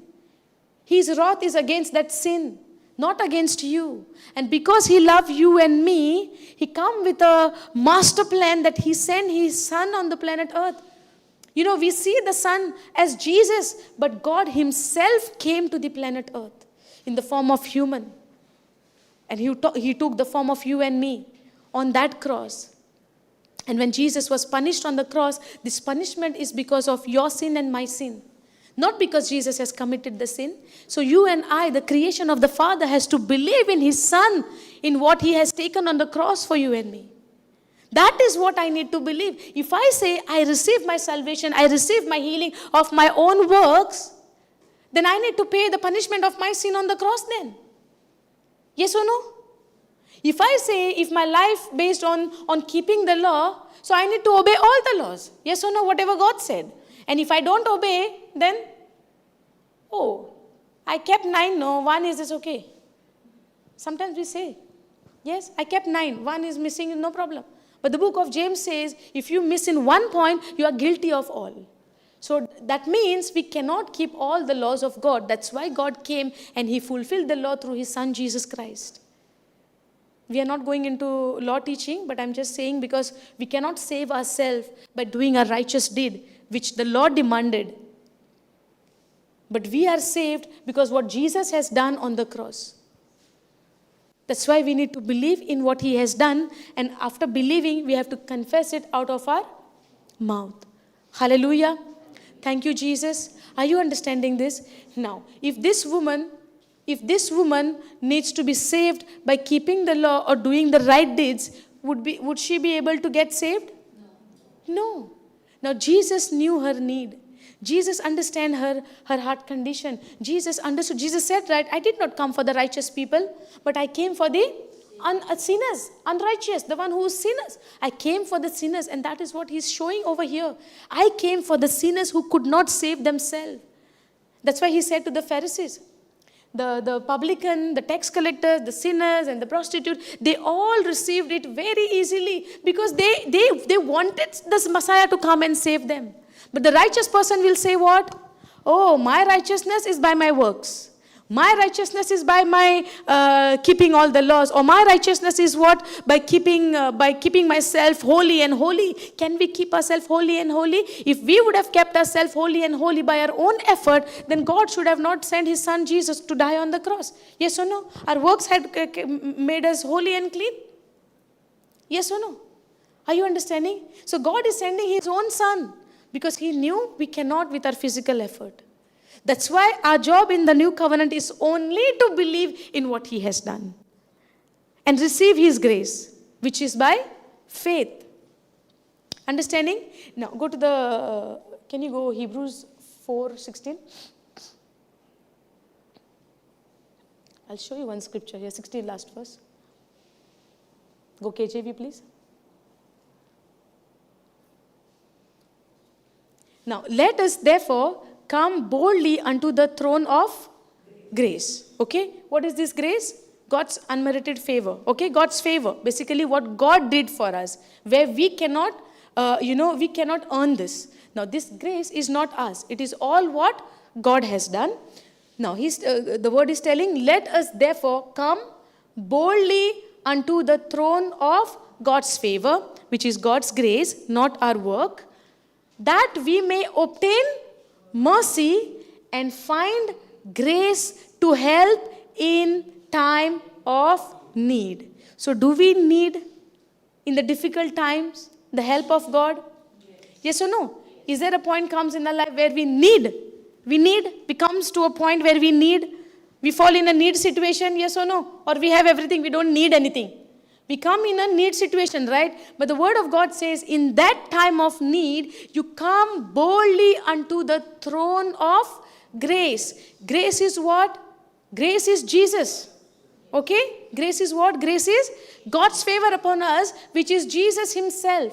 Understanding? Now, when you therefore come boldly unto the throne of grace, that we may obtain mercy. That we may obtain mercy. Now we all need mercy, and we pray also that God have mercy on me. When do we ask that God have mercy on me? In the time of difficulty, when the time of need. Yes or no? In the time of need, a very common statement we say, common sentence we say, God have mercy. Yes or no? Son of David have mercy. Correct? She's laughing there.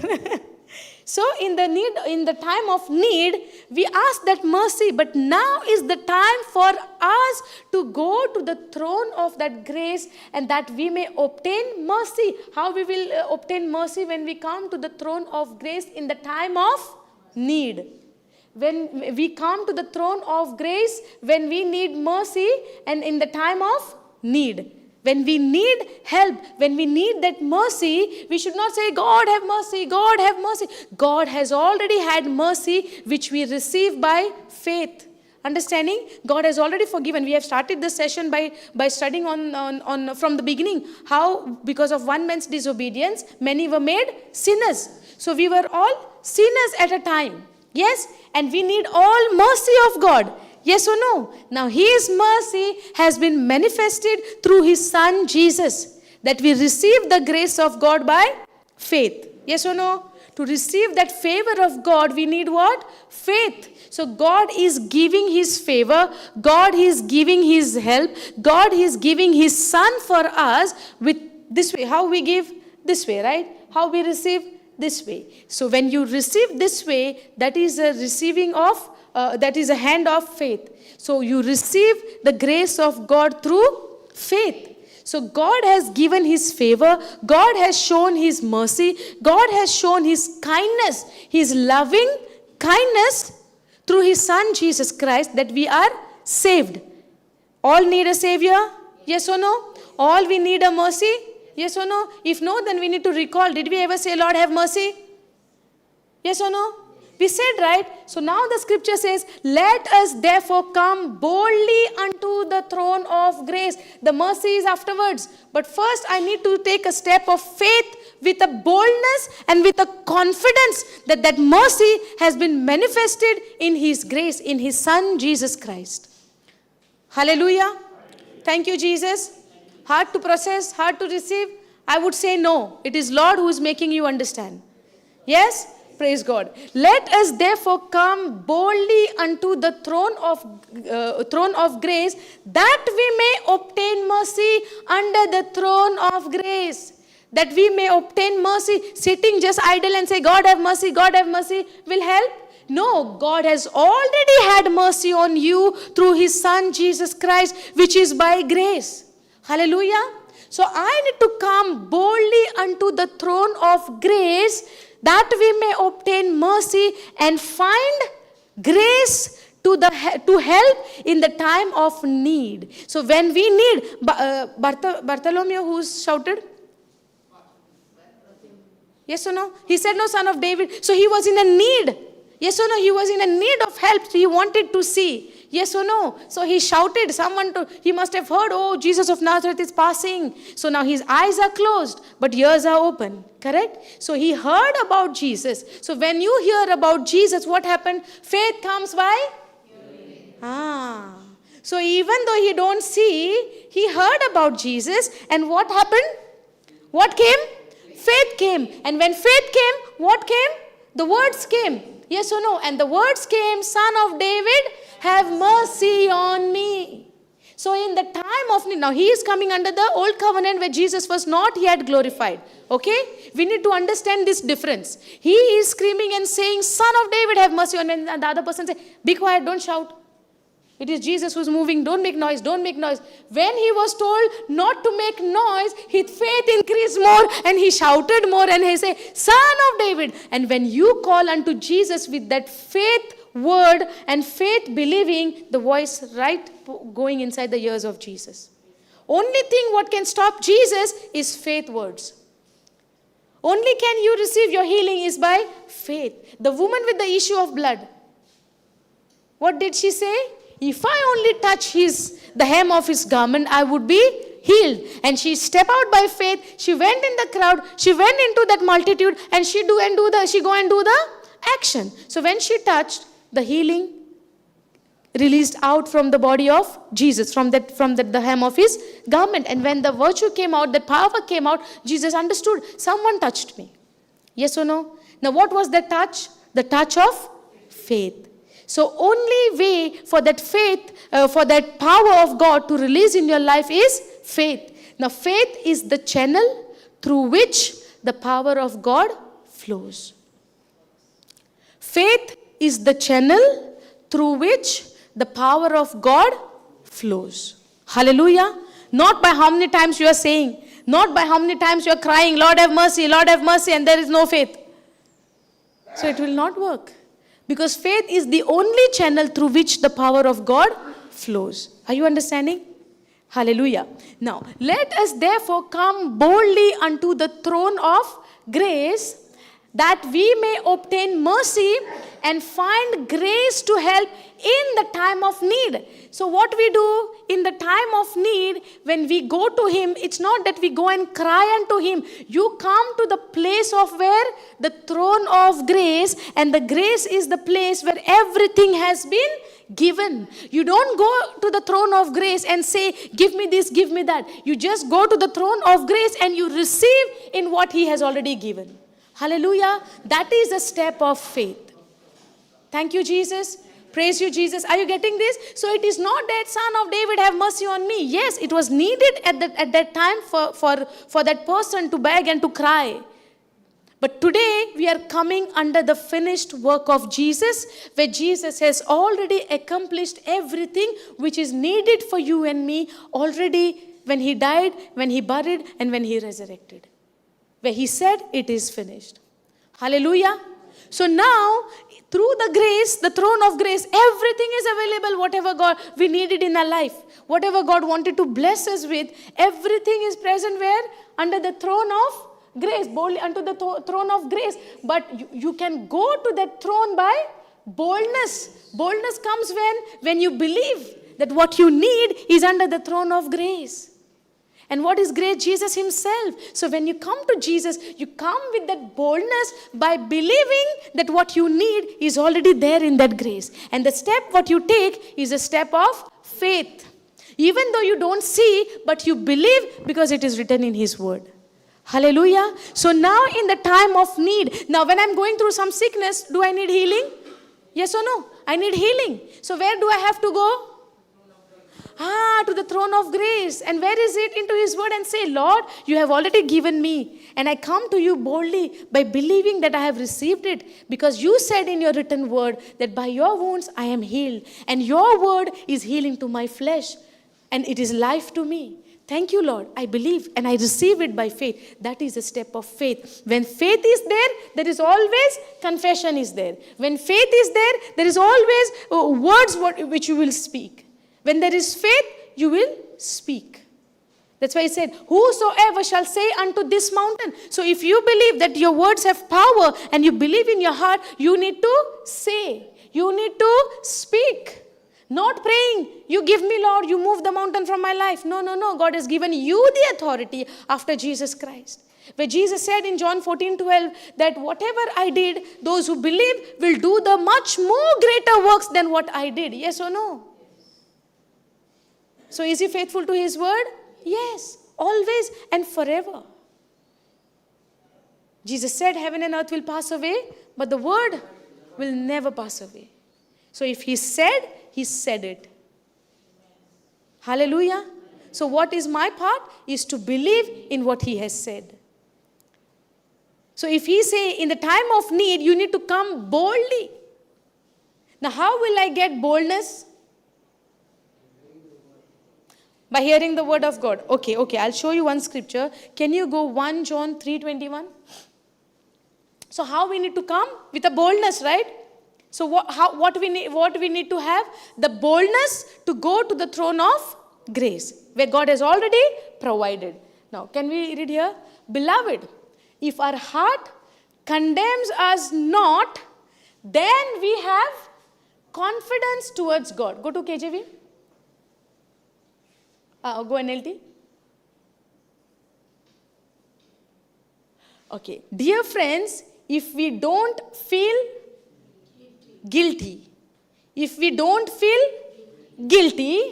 we can come to God with bold confidence. What is the hindrance in my life, the stumbling block in my life to come confidently to God?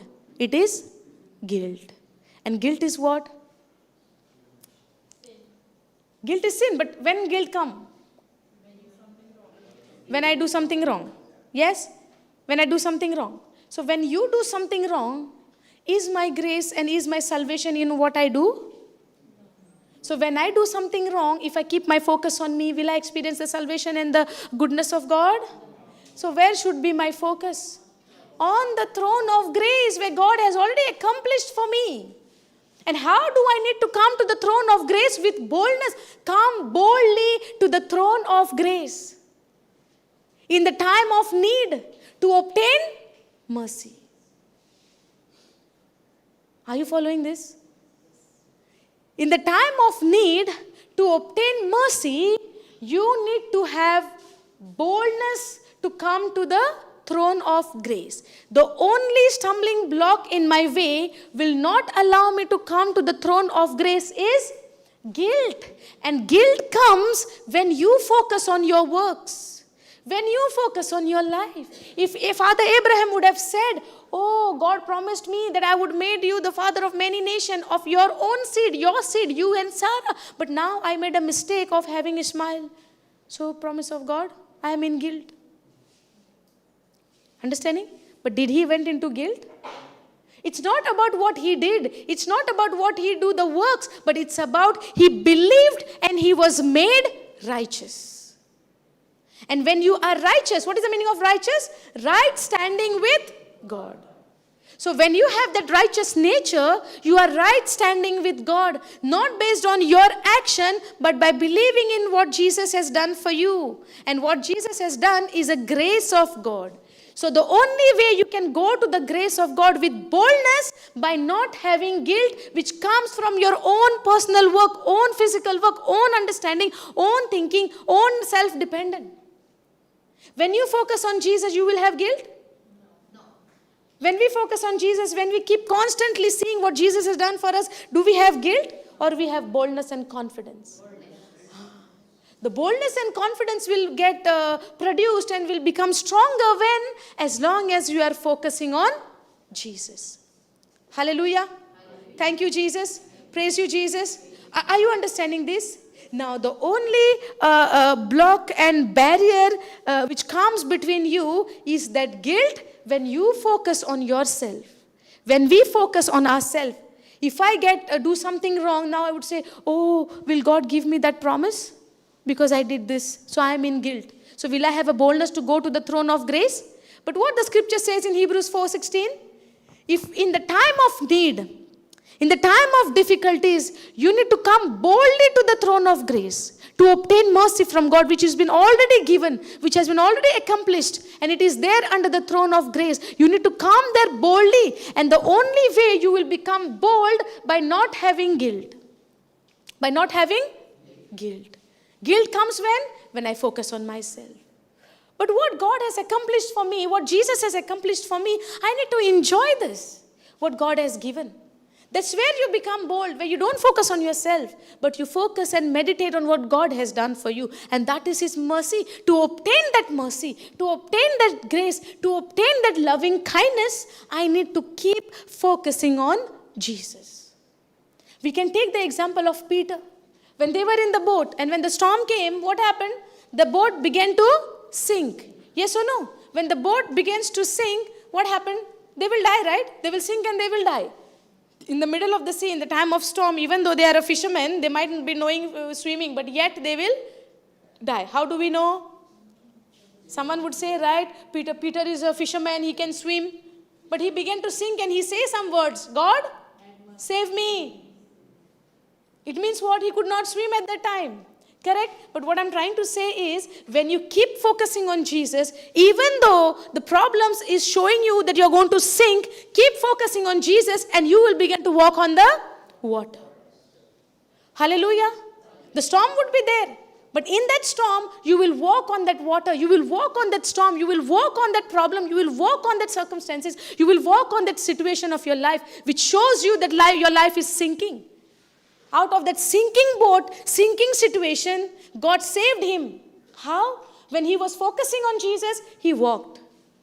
But the moment he saw to the storm and saw the wind, he began to sink. Because the Bible says when he saw the storm, he feared. He got trembled, he got scared. And that fear will take you into deep sea. It will make you sink. in your problem, the fear. That's why it's so multiple times the Bible says, fear not, fear not, fear not, fear not. Yes or no? Hallelujah. Are you understanding? So the boldness will come when you focus on that grace, when you focus on that Jesus who has finished everything for you by him sacrificing himself on the cross. Hallelujah. So I need to be bold. I need to have that confidence, the boldness and the confidence to come to God. With guilt? No. But without guilt? Yes. But guilt comes when I will focus on myself. Focus on my works. Many a times I feel disappointed when I look unto myself. When things are not happening according to me, when things are coming against me, or maybe I did something wrong, I will go into guilt. Yes or no? But God's grace is available for me. So when I do something wrong, his mercy is already available for me. What I need to do is shift my focus on what wrong action I did and come to the throne of his grace by boldness. Hallelujah.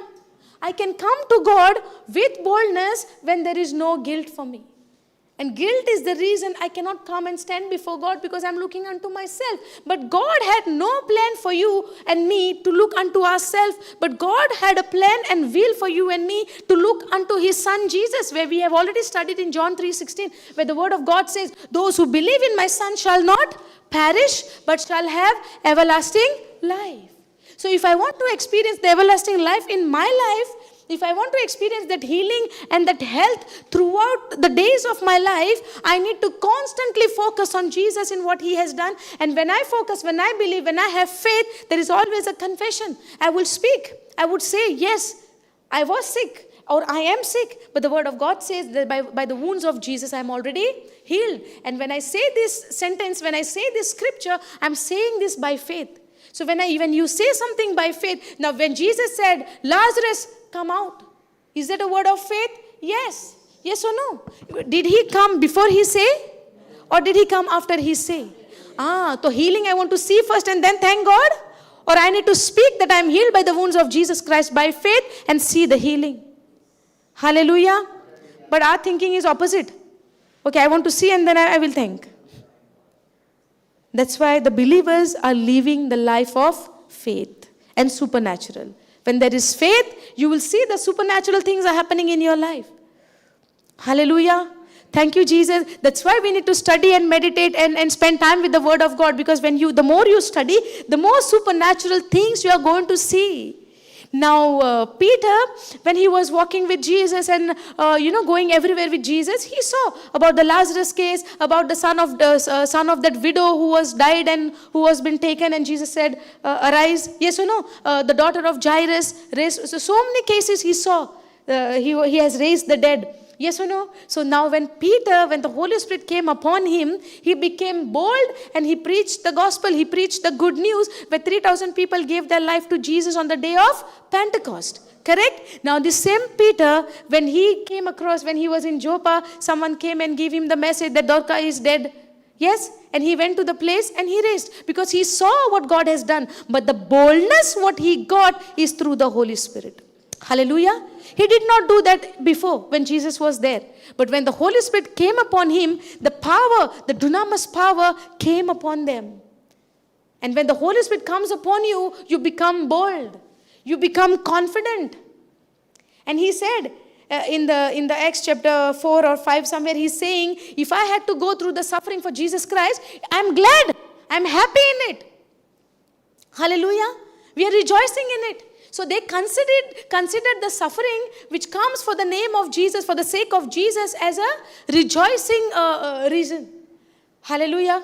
Thank you, Jesus. But when suffering comes and troubles comes and difficulties come, what do? We complain. We grumble. But what the disciple did, they became bold because they were not focusing on themselves.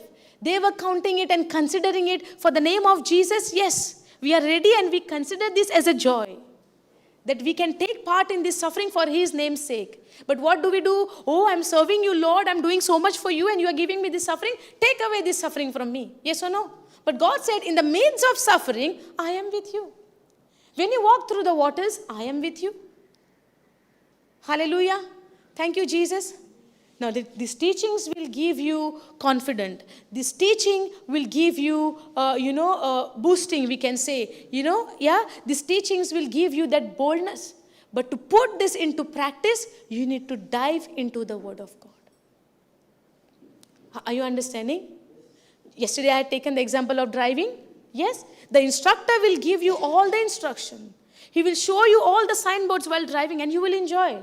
Yes, but if you have to drive the car alone, practice of what you have learned. You have to go to the scripture. We cannot be a man dependent. We have to be a God dependent. We have to be dependent on the Holy Spirit, who is a helper in the time of our need. And all the time He is with us. We have to be sensitive to His voice, to His message, what He gives us. We need to become bold. How we will become bold? When we become sensitive to His voice and obey His command, obey His instruction. He always gives you instruction. Just the way He gave instruction to the early church, the disciples, to the Paul, to Peter, and to everyone, to Philip. Yes or no? Do you know Philip in the wilderness? He went to the chariot of that Ethiopian eunuch. Holy Spirit told him, go to that place, go. So he speaks. He gives message. He gives instruction. The instruction when He gives, it might look a little harder for you. But if it is His instruction, you need to take it by having confidence in that message. And that comes when you build your relationship more and more stronger with Him. Hallelujah. Thank you, Jesus. Praise you, Jesus. Are you understanding this? So the boldness and confidence will come when you keep focusing on Jesus. When you remain in His fellowship. Now, Jesus had a conversation with that woman. Can we go back to John 4?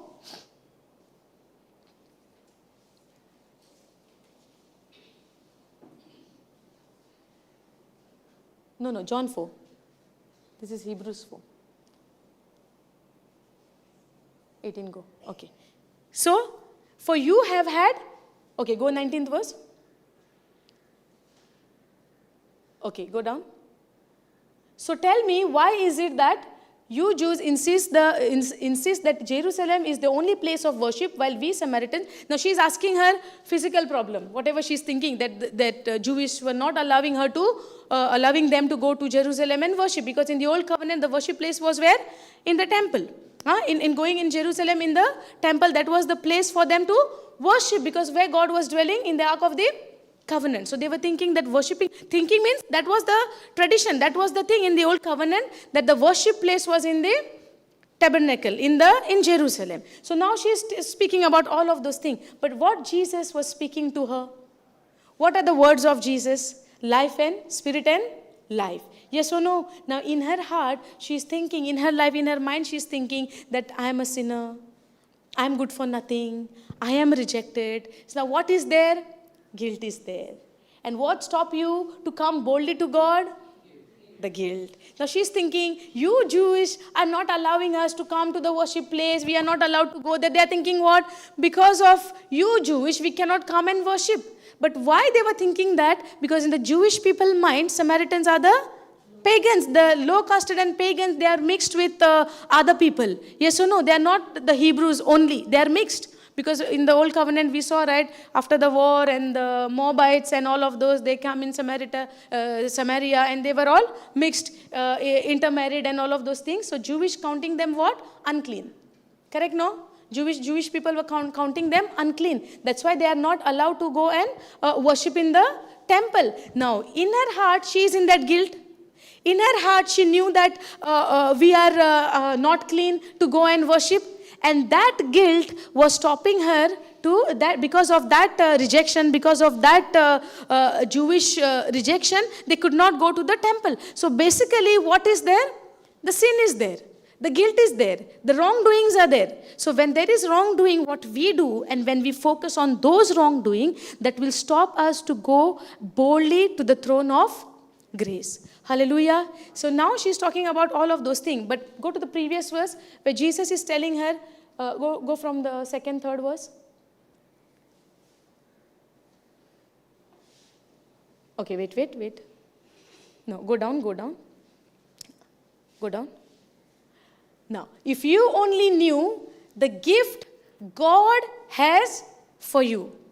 Now, if I am feeling guilty because of my bad behavior or wrong work or what I have done, it brings guilt, no? It brings condemnation, yes or no? And Romans 8:1 tells us what? Therefore there is no condemnation for those who are in Christ Jesus. So are you all in Christ Jesus? Yes or no? Do you believe that? So does the guilt come now? Sometimes? So sometimes you are not in Christ Jesus. Life and death. So when we say it comes, he's ready and knocking at the door. And when we say it comes, the doors are open. Yeah, tadan. Yes or no? We know the scripture, but only the lack part is we need to practice it more. We need to practice it more. How we will practice more? The more we hear, the more faith comes. Correct. Otherwise what? Oh, before going to sleep, one passage enough. One chapter enough. Now I'm feeling, It's a continuous process, but who will continue this? We have to continue. Yes or no? Hallelujah. Now, and Jesus replied, if you only knew the gift God has for you. He's speaking to her. He's telling her, if you knew the gift God has for you, it means even though she is a sinner, God has a gift for her. Because God came in search of sinners. The one who is in need. So if I am in my self-righteousness, if I am depending on my works, can I experience the gift of God? No. So when I am in the mercy of God. Hallelujah. Now, if you know the gift of God, the gift God has for you, and who you are speaking to, you would ask me, and I would give you living water. Jesus is the living water. Whoever comes to him shall never be thirsty again. It means what? What I understand, he is a living water, and whoever comes to him will never be thirsty again, will never be hungry again, because he is the drink of our spirit. He is the food of our spirit. So if I'm going through some trials or some situation of my life, or maybe I'm feeling guilty, come to Jesus. If you're feeling lowly, come to Jesus. If you're feeling rejected, come to Jesus. If you're feeling broken in your heart, come to Jesus. He is the only person who can give you that living water, where you will never feel guilty, where you will never feel condemned. Because the job of the devil is to accuse us. He is our accuser. He is the one who is ready to pinpoint our mistake. But Jesus never came to pinpoint the mistake, but he came to introduce himself to us. Who is he? He is a living water. He is a life-giving bread. Yes or no? Hallelujah. Thank you, Jesus. Praise you, Jesus. So no matter what you are going through, the hope what we have, we need to have it in Jesus Christ, who gave us to give life, life in abundance. Who gave us to give this water, which gives eternal life. The water, when we drink it, we would never be thirsty again. The bread, when we have it, we would never be hungry again. I'm not speaking about the physical thirst and the physical food. I'm speaking about that spiritual thirst and the spiritual food. Yes, we are thirsty in our spirit, in our heart. We are longing that someone would come and do something in my life where I would never feel like this again. But when that will happen? When you allow Jesus to take control of your heart. When you allow Jesus to take entry in your heart, that is the time the Holy Spirit takes complete control of you. And he becomes your guide. He becomes your helper. He becomes your strength. He becomes your comforter. Hallelujah. Thank you, Jesus. Praise you, Jesus. Hallelujah. Hallelujah. Hallelujah. Thank you, Jesus. Did you understand this? Yes or no? Is it helping? Thank you, Jesus. Praise you, Jesus. Okay, we learned so much today. If you all have missed something, you can go back, watch online, Or you can go back to the scripture, you can go back to the chapter where we have taken John chapter 4. Are you understanding? So when the guilt is tormenting us, when the guilt is troubling us and not allowing us to come boldly to the throne of grace, we need to look unto Jesus. We need to know in His written word what He has done for us. Hallelujah. That is the only way we can shift our focus from ourselves to Jesus. Because the more I see what I am doing, I would be in guilt. The more I'm seeing what actions coming out of me, I would be in guilt. Because my actions will never come right if I believe something wrong. If I'm thinking and believing what I do is right, my actions would be what? On my thinking, right? On my effort. And when I do something on my effort, it will lead me where? Into life or into destruction? Into destruction. In 4 days, 5 days, I might say, oh, thing is going good according to my plan. But after that, what? I have seen this through my experience. I was thinking to achieve big, high dreams on my own ability. Never happened. Never happened. I have seen people's life also who's around us. People think that they can achieve things with their own ability, but never happened. When we try to do things with our own thinking, that's why in Proverbs 3 we say, do not lean on your own understanding. Now Eve leaned on her own understanding, thinking what? Oh, if I eat this fruit, I would be wise. I would be like God. So she became wise in her thinking. Yes or no? And she allowed the thought in her mind to run freely. What thought? If I eat, I would be like God. Because what the serpent gave her the message? If you eat, you will be like God. So now she's thinking and processing in her mind, oh, if I eat, this will happen. Oh, if I do this on my own understanding, this will happen. But when we depend on our own understanding, there is always destruction. So when she depended on her own understanding, what happened? They committed a sin. They disobeyed. The sin entered. The sin nature entered. The very nature of devil entered in them. How is that? She depended on her own understanding. And she thought, if I eat, I will be like God, where she was already like God. Yes or no? In Genesis 1:26, what God said, let us make man in our image and after our likeness. And they created. God created man in His image and after His likeness. Yes or no? And now she's thinking, where she was already like God, and now the devil is coming and giving the lies in her ears, and now she's telling, oh, if I eat, I will be like God. We will be like God. Where they were already like God. So she depended on her own understanding, on the words which the devil, the tempter, has given them. So the world will give us lot of teachings which is against the word of God. And if we allow those teaching and those understanding to run freely in our mind and ignoring and denying the word of God, it will lead us into life or it will lead us into destruction. Now whose choice is now to make? Our choice. Hallelujah. Thank you, Jesus. Praise you, Jesus. Hallelujah. Hallelujah. Thank you, Jesus. Okay, we'll stop this teaching here and we'll continue this after lunch. Praise God. Okay, let us all close our eyes. Anybody would like to do the closing prayer? Who wants to come?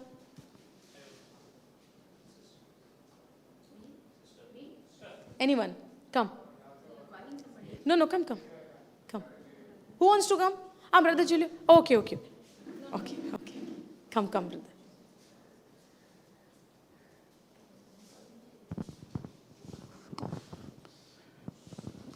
In the name of the Father, and of the Son, and of the Holy Spirit. Amen. Heavenly Father, we thank you for your loving kindness. Thank you for your grace. Thank you for this wonderful teaching on faith. We are learning more and more as we ponder each word which you are pouring into our life these days. And we thank you for giving us this understanding and increasing our thirst on your word. Help us to grow more and more closer to you, and through this understanding, give us more and more thirst to bring more souls into your kingdom. As we go forth to have the food for our body, as we had the food for the soul, we believe both these combination will give us nourishment for our life. And we believe that it is source coming from you. And we ask this in the mighty name of our Lord Jesus Christ. Amen. Amen.